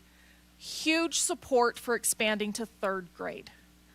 A lot of the comments, even if there were concerns, they mentioned the support for 3rd grade expansion. There was some support. It kind of works around in the circle. So about 4% were supportive of the Linden move. 6% of the comments were supportive of adding Shelley. 6% of the comments were supportive of the Lone Peak recommendations. And then 33% were just supportive of ALL in general and that it's a great service that we provide, and they're supportive, just in general supportive of it. Jamie, I think it would be helpful to clarify for the public that this was all open-ended feedback. They were not sent a survey and 4% of the respondents did this. This is just as you categorizing qualitative information into categories. Yes, Okay. yes, that's exactly what we both did. Okay, yes, thank you. So, one thing that was outside of the recommendation itself, a significant number of comments asked for additional services or made recommendations for additional gifted services.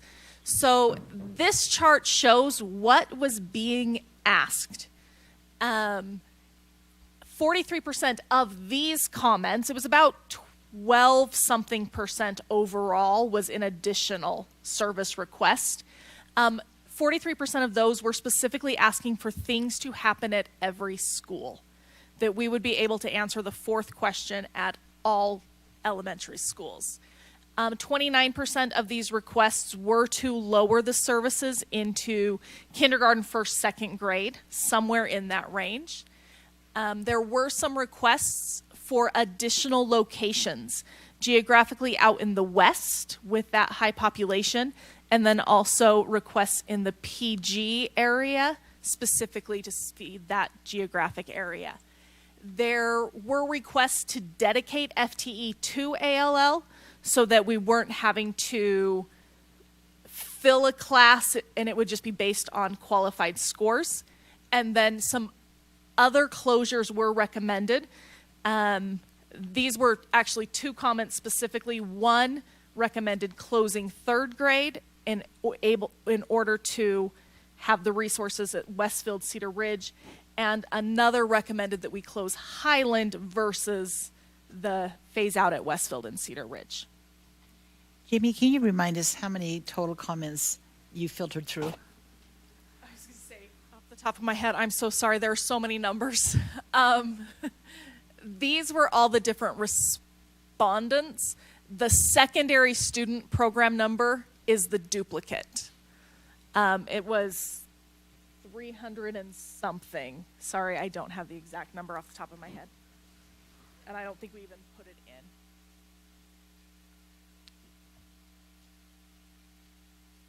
Okay, the largest percent of our feedback were concerns for the Lone Peak closures in the Lone Peak cluster area. So these were some of the reasons that we saw, or the concerns. General comment, just unsupportive. They didn't necessarily give a reason, they just said, don't do this. So that's that top line. Then we did have a mix of things. This will have economic impacts. They might leave to another school. The family impact, those stories, they really are, we do hear those. Some concerns with school or class size being impacted. Several comments about that there's not real cost savings to doing this. A lot of support for Timberline needing a feeder program. A lot of comments that we should add. They're very supportive of that addition, but without having to take away. A lot of comments about preferring that ALL be in their local school for their students. They want that access. A lot of comments with a high need of for GT programs in the area. Students doing very well on national and state testing, and so needing to serve those students. And a lot of comments just supportive of ALL. It is good for students, good for schools, good for communities. The pie chart just breaks it down by what were they supporting. 31% saying keep both, 29% that specifically mentioned Cedar Ridge. They weren't necessarily advocating for one over the other, but they specifically mentioned Cedar Ridge, and then 40% that specifically mentioned Westfield alone. Yes. Jamie, we've heard tonight that Timberline needs a feeder ALL program because that all junior highs have feeder programs across the district. Is that That actually isn't accurate. We do have some junior highs that don't have some, and most will actually split a little bit down south, but we do have a few others that do not have a feeder. What do you mean split down south? So down south, when you look at like the junior highs, we might have some elementary programs that would say, hey, we feed this junior high and this junior high kind of thing. So we see that a little bit, but we do have some junior highs without a direct ALL feeder. And do you see that affecting the quality of the programs at the junior highs? At the junior highs, no. We actually have some of our junior highs that currently have no feeder have very strong ALL programs because we see students coming from outside of the ALL classrooms into those. It goes to that idea that they have for the service recommendation of we need to provide services at every school at some level because we do have gifted kids coming from every school. So it doesn't affect the junior highs. And tonight we've heard a description of patrons actually recruiting. Is that common? No, that is not common. Thank you. Other questions from the board? So on this, we do have one more slide, I think, and if you want to start questions here, that's fine. Okay, then the last, I think this is my last slide. These are the concerns with the Linden recommendation. And this carries over with DLI, where we'll move ALL in Linden, that neighborhood school, to Rocky Mountain, and then the DLI magnet. So the biggest comment, the largest number of comments, were not understanding the need for the switch. They didn't understand the reasoning behind needing to do that. A lot of questions there. Also, a significant number of people mentioning a future new school that may be coming and wondering if movement would need to be made if a new school is coming, or advocating for that new school that has been on some lists so that we just make changes at that time. Several comments just on the difficulty that a move, it's difficult, it puts strain on teachers and families, and those changes are just hard. And then we saw a lot of support just liking Linden Elementary. They like the culture there and the things that are happening there, and they're concerned of what would change. And then just, again, general comments against that move without necessarily giving details as to why that happened. And I think and then we go to DLI. So now, questions for either of us? I have a question, Jamie. Yes. Within the last 5 years, we have heard a lot about, and we have invested a lot of money and millions of dollars with social and emotional health of our students. And we all realize that their educational experiences enhance when we are able to meet those needs socially and emotionally. Absolutely. Tonight we've heard from parents, and I've also heard from parents through email and even when I met with them in person at both Cedar Ridge and Westfield, talking about some of the 5% of those students that have, a lot of them said for the first time in their life, have had friends. And that is a component that's important within this educational part of their experience. I know there's a lot of qualitative data. I'm not sure about the quantitative data, but I just wanted you to address and maybe answer that question of how will or how does Alpine address those issues with the importance of social and emotional health, and how does that segue into an educational experience in ALL? So when it comes to ALL specifically, to be an ALL teacher, you do have to earn your gifted endorsement. That endorsement includes 4 classes. One of those classes is specifically on the social and emotional needs of gifted students. That is built into that endorsement. And so that's just built into the initial training that those teachers get. And then to continue those conversations and to be discussing it with gifted service advocates and during professional learning opportunities that our ALL teachers have, it is a conversation piece.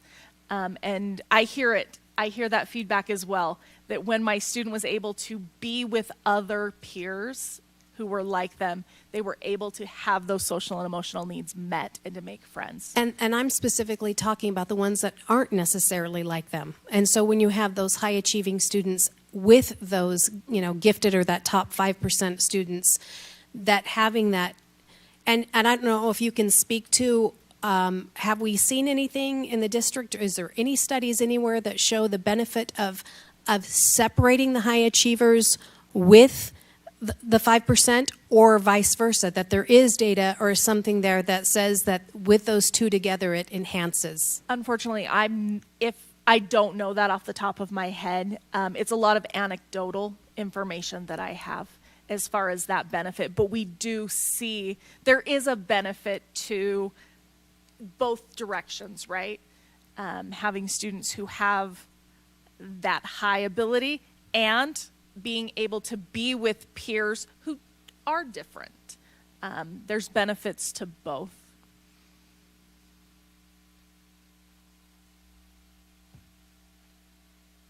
I was just wondering if you'd mind going over the frequently asked questions one more time, just for our public that are here. Sure. I think we kind of got short on that that. was fast. And some of those were addressed with the data. Thank you. So the first frequently asked question was a concern about students who are currently in ALL having to leave their school, and there wouldn't be enough space at Highland if they have to leave. And they don't have to leave. They will stay in their ALL classroom, and it will grow out of the program is the current recommendation. We do have families who are split. There is a way for them to do that transfer. We're just waiting to see what the final decision is, and then we can implement that transfer. But students do not have to leave their ALL program where they are. They'll be able to stay. Another question that we had was, what does that impact on the junior high? Does that mean Timberline will close their program? Things like that. And again, I don't foresee an impact on the junior high, simply because we do have junior highs without feeder programs that have very strong ALL programs. Says we are consolidating and relocating to serve the top 5%. The recommendations place the ALL seats in both clusters being served. This is this question of, what do you mean by the 5%, and what does that look like? We're looking at the 5% of students in a local area. Those top 5% of students would be served through ALL. And the question on not having enough applicants to fill the program, again, we looked at how many Tier 1, Tier 2 priority students do they have, and where are those students coming from? Are they coming from a region? Those two answer the question of what were the data points that we used for this recommendation.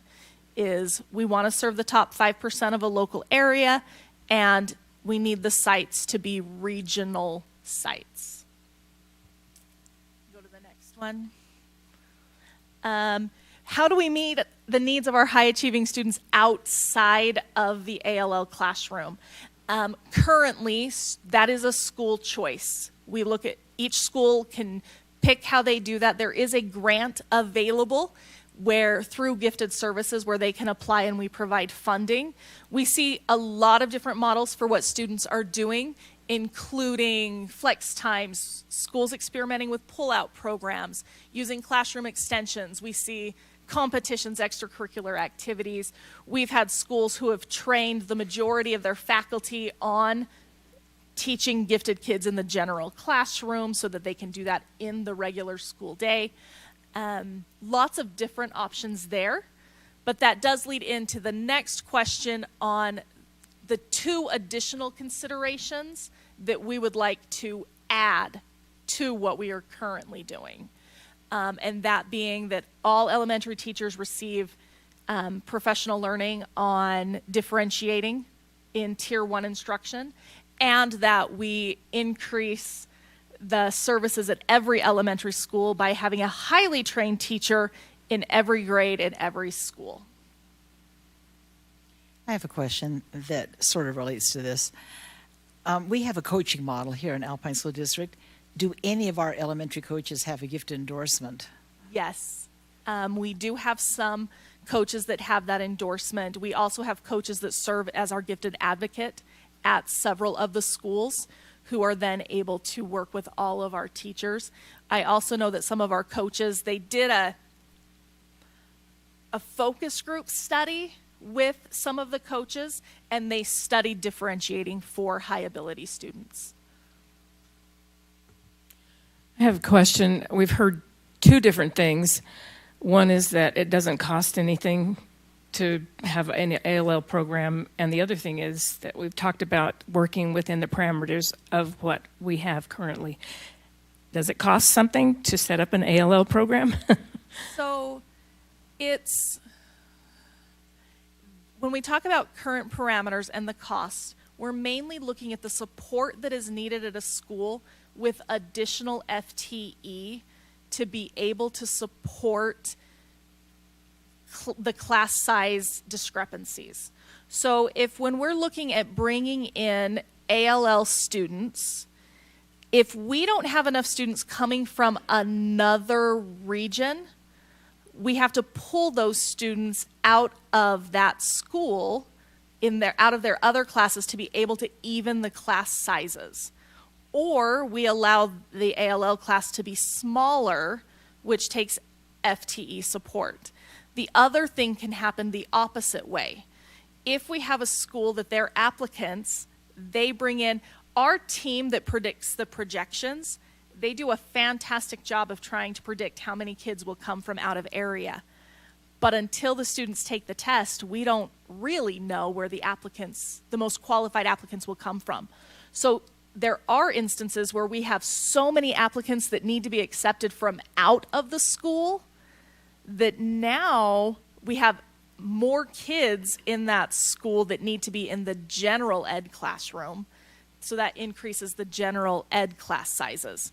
And so the cost is some FTE allocations to make sure that both needs are met, that we have that full ALL classroom without impacting the class sizes of the general education classes. And generally, when you have a true 5% top tier 1 ALL classroom, do you also limit that class size? No, we do not. It is the class size. Well, okay, let me take that back. When it comes to a limit, we say that class should be what is FTE funded or the average at that school. And so if it is funded at 31, we try to place 31 students initially. Now, exceptions do get made. We may have students where they may start with 31 and a student moves in who is tested into the 99th percentile across the board.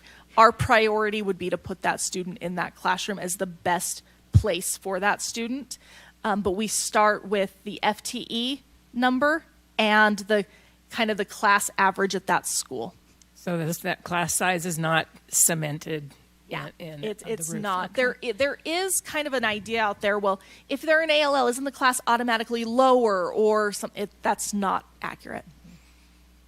I just admire the things I've heard about being able to accommodate kids in the schools, Westfield and Cedar Ridge, that they are servicing students that did not test in tier 1 and tier 2, and that they're being able to make a wonderful classroom experience even with that blend. But that being said, I also worry about the justice of the data showed clearly that there was a high concentration in the Lone Peak area of ALL that doesn't exist anywhere else in the district. And that concerns me. I think all of us want to serve our gifted children. I had some that were gifted, some that were not, some that were in the gifted program that I really feel they shouldn't have been. So it's a hard thing. And I just wanted to let you know that I'm sensitive to that. But, as far as the data does show that there is a high concentration of ALL opportunities in one area of our district. Jamie? Yes. I'm confused now. Can you bring up the slide that did show the breakout of the qualified students and the seats available for each area? So that isn't actually based on qualified students, right? Because the idea is that we're looking at the top 5%. And so that breakdown is right here. So that shows, oh, there we go. So when I'm looking at that, I just want to make sure that I'm looking at this correctly, that if I look at kind of the area I live in, the Westlake and the Cedar Valley, I'm showing at 52 and 44. Yes. So 96. Yes. Yeah, I did. So if so we there are wanted to like 96 seats we need to serve, but in that area we currently only offer 60 seats. Yes. So if we were to serve fully 5% of a local demographic, that would be an area that would need additional services. And then as I continue to look at this, that to meet the needs in the Lone Peak area, I need 25 seats, but I'm currently offering 87. Yes. So I'm probably going to piggyback a little bit on Joylyn's comments, because I know this was addressed previously in the study session, but I just wanted to articulate it in the school board meeting, that you guys did not consider distance. That was not part of the formula. So Not specific distance. We are looking at local geographic area, but we Right. didn't necessarily track miles. So I will say it's probably not a surprise. I did track it. Okay. And based on our current dynamics of where our magnet sites, and I know realize the magnet thing has become a thing, but ALL is a magnet program, Yes. right? We're going to I know we're gonna. I don't know, but I haven't switched to the regional That's okay. service That's area okay. or whatever we're calling it. So I will have to figure out that You're just acronym fine. later. One of the things I do want to point out is there are some areas of the district where the travel for your region is 3 times, 4 times what it is in other areas, and I'll let you just suppose where those areas are. absolutely. I just wondered, I can't remember if there was a frequently asked questions for DLI, but I wonder if you could answer some of the frequently asked questions that you've heard.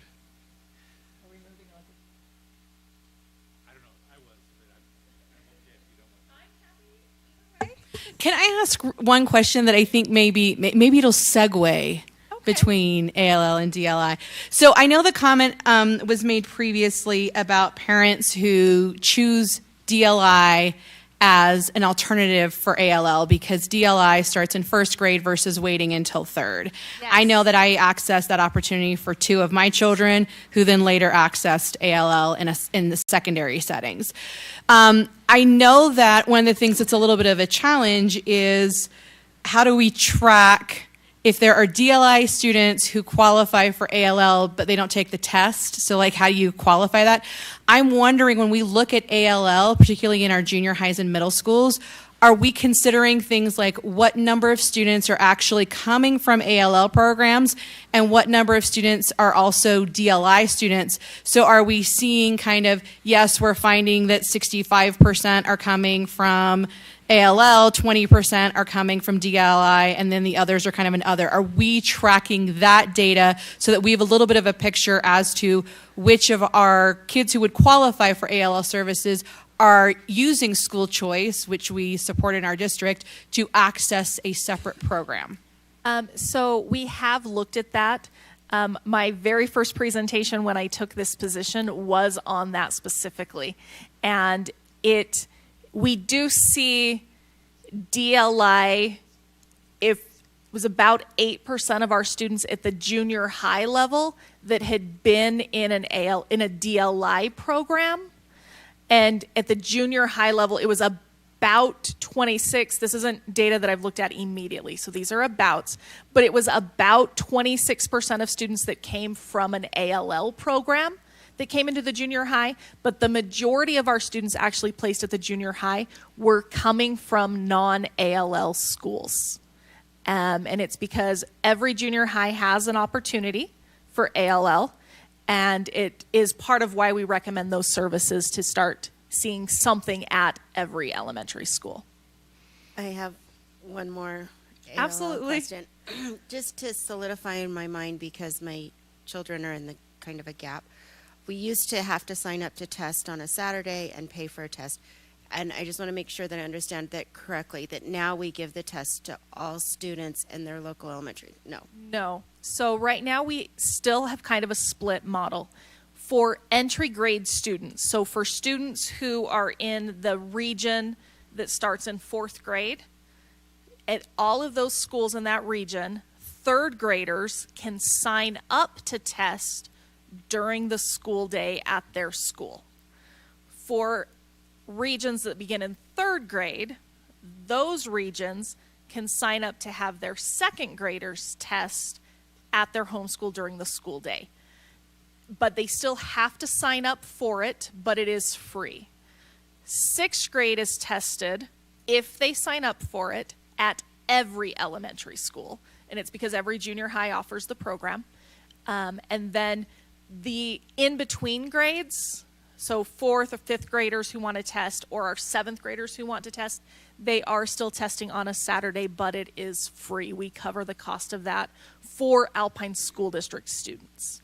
And when they are allowed to sign up to test, do we offer that too to a DLI magnet school that is in the... Yes, so we do testing at the DLI magnet schools.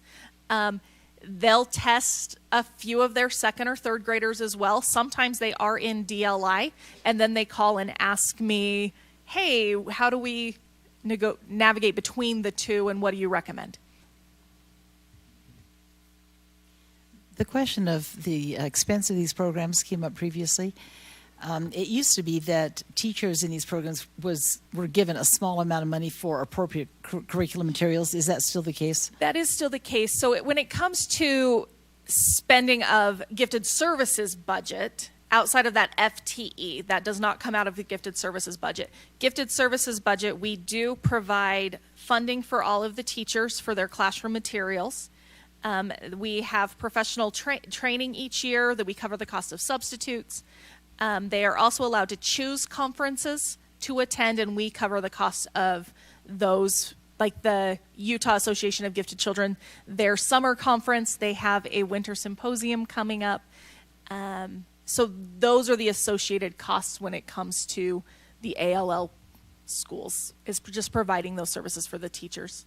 Do you fully expend that budget? There was some question about use of state funds. So, no. We usually have a little bit left over, but then the next year it's budgeted for, and part of that is because we budget for a certain number of students to test, and we might not hit that, and we budget for our gifted service advocates and our teachers to attend conferences.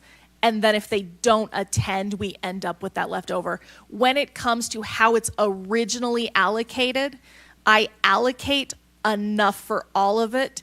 Several years ago, Gifted Services had a savings for something that they were trying to do that didn't end up happening, so we've been spending down that savings. For me to allocate for our gifted service advocates and for conferences for everything, we spend into that carryover. It's budgeted into that carryover. And then as teachers don't take advantage of those things, we end up coming under. Yeah, it's a lot how a trust lands plan works. Exactly, So, exactly, thank right? you. Can I ask a DLI question? Hold on, I have ALO. Okay. So I have been very patient tonight. So when you offer parents placement in a program and the parents decline, are you tracking what the reason is for declining it? Because I hear overwhelmingly from people, the West is large and it's just the transportation issue. So some of these things that I'm looking at, I'm saying like my people can't get there, right? So I was just curious if you... You know what? It hasn't been something that we have asked. When they decline, they've just declined. When anecdotally, when they talk to me, distance, and I don't really want to feed to a school where my friends aren't going to go, are the anecdotal reasons that we hear. That makes perfect sense to me. I guess I would love to ask moving forward if you could track that. I think that would really help inform where additional locations may be, because I know anecdotally that we do have a large number of students in the West who would like to access it, but they have that transportation barrier. Thank you. Absolutely, thank you. Are we going to DLI? I just had one question. I would like to know, according to your surveys, what kind of support there was for magnet DLI programs or not. That's one of the hot questions. So kind of to respond to Mark's question about what are the frequently asked pieces and why magnet or school-wide programs versus school-within-school models, which is what we currently have. And the Center of Applied Linguistics has a great set of side-by-side benefits and also challenges.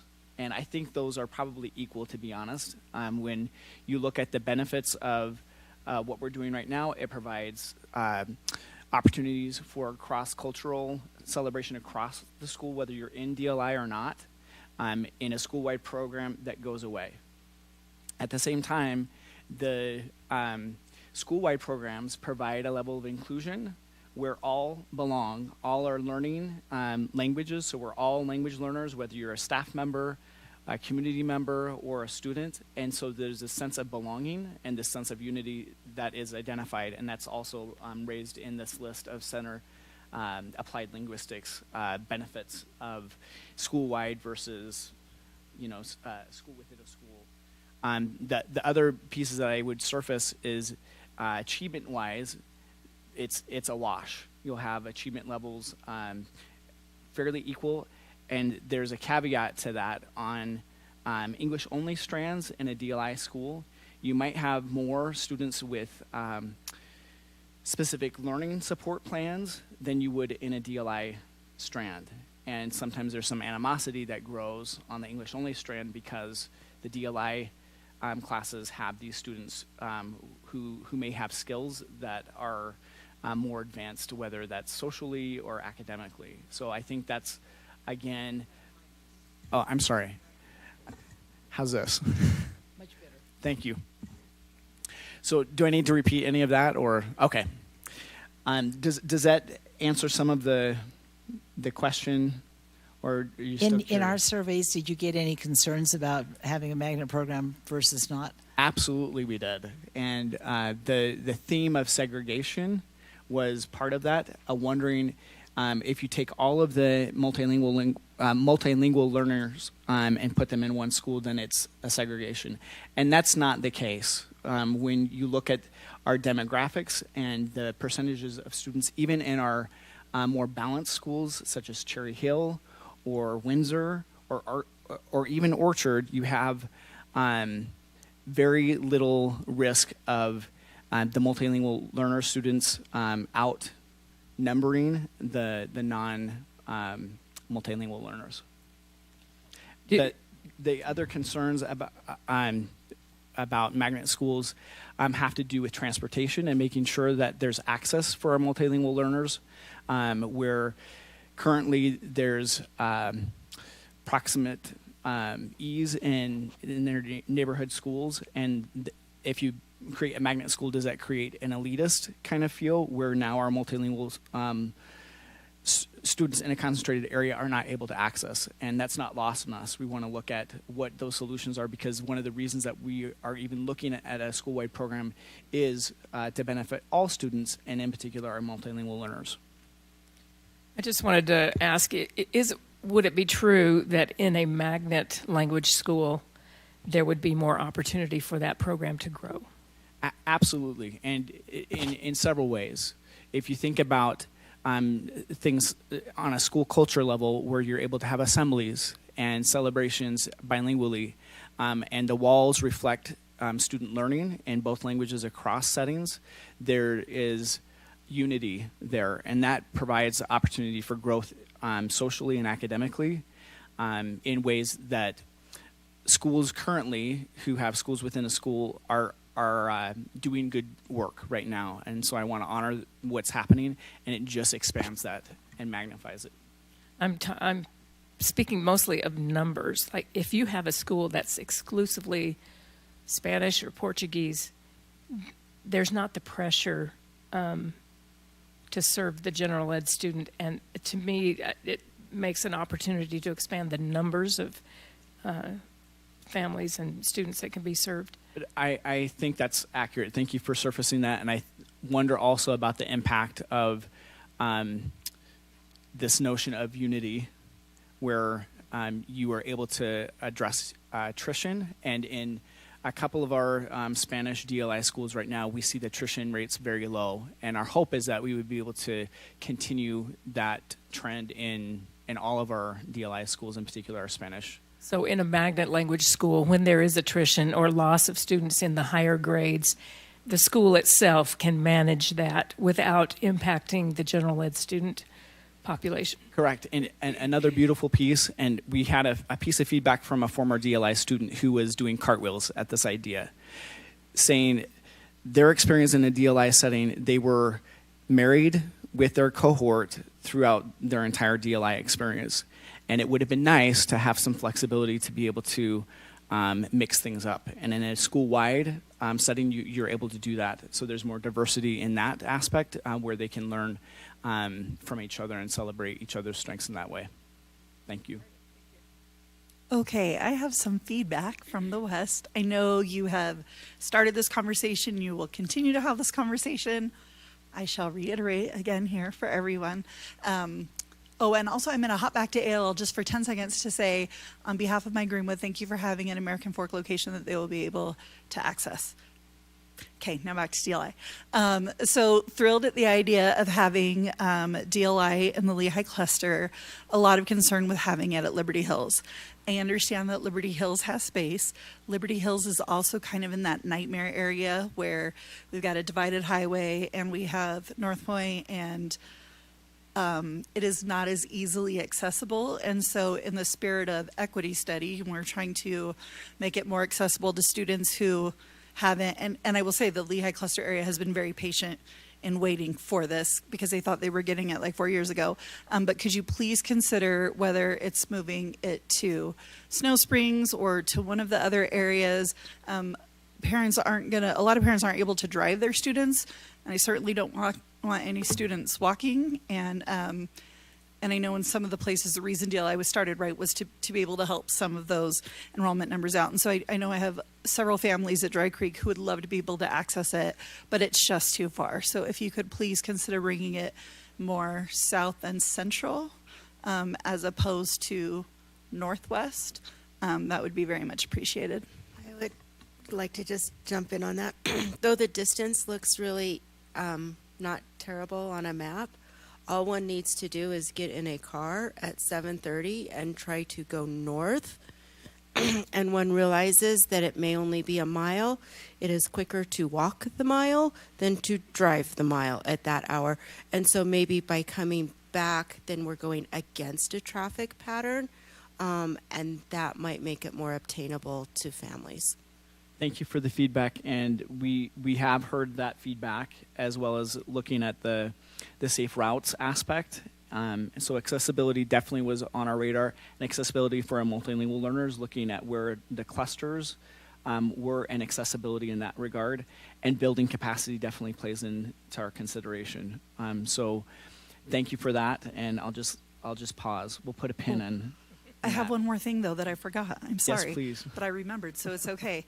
The other comment was that right now, and I know we have split feeders all over the place, so I'll just preface it with, I am aware that that exists. However, right now, Sago Lily is purely into Viewpoint, which then goes to Skyridge. And part of my understanding is that the Spanish program is intended to bolster the participation in both Willow Creek and Lehigh High School. So by moving it to one of those south schools that purely feeds into Willow Creek, I think it will better accomplish the intended goal. Thank you for reiterating that, and we received feedback on that as well. Thank you. I will just state that there is a lot of community excitement. I'll just restate that. Folks are very supportive of the notion of having programs in the West. And I am a Westerner as well, so I'm with you. I totally agree with you, and I don't want this to overshadow our excitement, but in terms of looking at who can access it, right now it's going to be the people that have a parent that has the time to sit in that just wretched spot that's only going to get worse as 2100 considers to fill in. And so I don't want to diminish our excitement. There is much excitement, just would love to have it more accessible. Noted. Thank you. In Orem City, the question of accessibility is a big one. And, we just had a transportation report today in our study session, which was very informative. And our transportation department is like, they are, I don't know, getting juice out of a stone. They are doing as best they can. I would like to see them look at the possibility of having some collector points for these programs that would make them more accessible through transportation. But I have no idea what I'm asking as far as if it's possible. I do know that there are districts that exist where this is an assumed service in their DLI and in their ALL programs, that busing is built into it. But I don't know if it's feasible, but I would certainly like to look at it. I will second that the West Side would love some buses to get through those traffic issues. Be really helpful. I have one last point, and maybe it's a clarification point for actually Dr. Farnsworth. Kind of what are the next steps? Yeah, I was going to summarize that unless there are any other questions. So, first of all, thank you for staying extra, for answering questions, and for the time that you have taken to process and share the data. Analyzing qualitative data and coding it is not an easy. There should be an honorary doctorate for both of you in what you've just done. So thank you for your efforts, for your professionalism, for your commitment to that. For the public, for the board, these recommendations were given in December. We asked for a feedback period. We're continuing to receive feedback. We paused at this time. We shut off the feedback before we went to break to process the feedback, to be able to respond to it, to provide the data. We're open to receive more feedback. We'll continue to look at the information that we have received. We studied it quantitatively. We're now looking at the qualitative data as well. The senior leadership team will take that information, continue to deliberate on that, and bring some recommendations back. We anticipate doing that at the next board meeting. So if patrons want to continue to provide feedback, they're welcome to do that. We likely won't do another analysis of the feedback to this degree, but we'll continue to receive that feedback based upon the data that we have shared. If patrons want to share additional information, we welcome that. We'll continue to process that, and we'll take all of this into consideration and do due diligence in making some recommendations going forward. Okay. Okay, with that in mind, are there any board members that have committee reports they'd like to share at this time?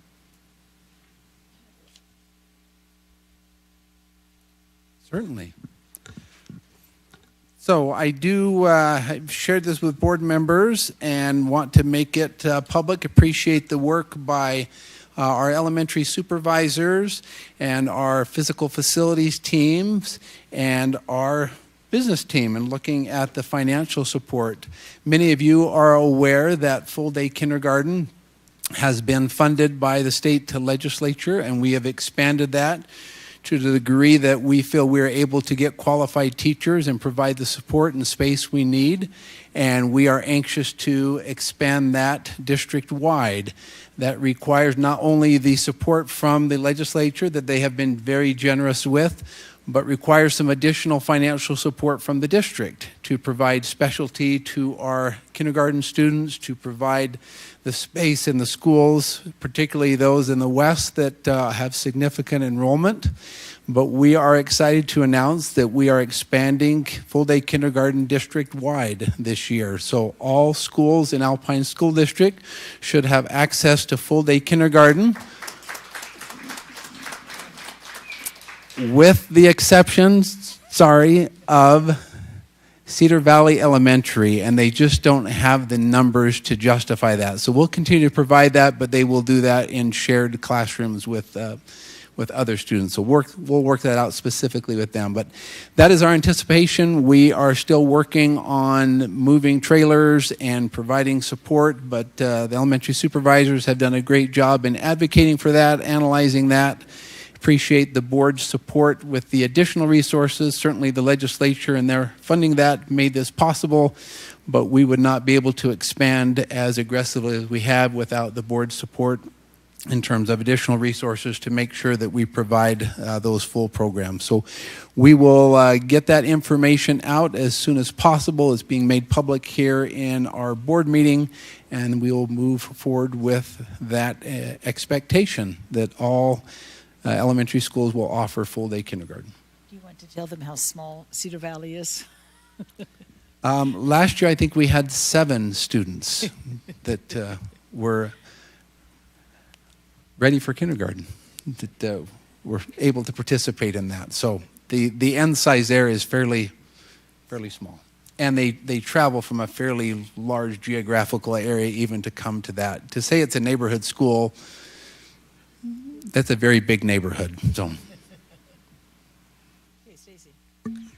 So I heard from a very large number of parents between August and now who said that in any conversations, please let them know how much support there is. And if and when this happens, to express their thanks to be able to bring them to these West Side schools. So I am expressing thanks of all the people who are anxiously awaiting the news. So thank you to everybody, because it's a really big deal with a lot of moving parts. And so really excited for all kids to be able to have access to this. And this accelerates our plan by a couple of years. So we're excited we were able to do that. Here, any other board reports, committee reports? I'd like to share, we had a finance meeting today under Jason Sundberg's direction, and they have created for us a fact sheet. We've done this for all 14 cities in the district, but we now have a fact sheet just for the district that really just kind of explains it very visually and briefly what the numbers of Alpine, what our demographics are, how much money we're pushing into the classrooms, the number of classrooms, the number of, sorry, not classrooms, but students, the number of schools, the number of employees, our graduation rate, which is higher than Utah's and higher than the nation. Anyways, just a fact sheet. Some of it's bragging, some of it's facts. Is this Thank online? you. No. Is it going to be online? Yeah, it can be. It'll be put online. All right, any other committee reports? I'd like to make one comment about policy. We went through, 8 policies today, 10 policies? And a lot of them needed to be retired, or they were overlapping other policies and so on and so on. But virtually all of them were written in 1984. So they're 40 years old. And we kind of wonder what was going on in 1984 because we have seen literally, a couple of dozen policies from 1984. But we are very methodically going through all of those old policies and updating or combining or revising. And so you'll be seeing quite a few of those coming up the next few meetings. 2 or 3 for a meeting as we kind of work down that list. Any other reports? Then, do I have a motion to adjourn? I move that we adjourn. And do I have a second? Second. Okay, it's been moved by Sarah and seconded by Stacy and Ada. All in favor, say aye. Aye. Any opposed? Say nay. We stand adjourned until the next meeting 2 weeks from now. Thank you for coming tonight, and thank you for staying to the bitter end.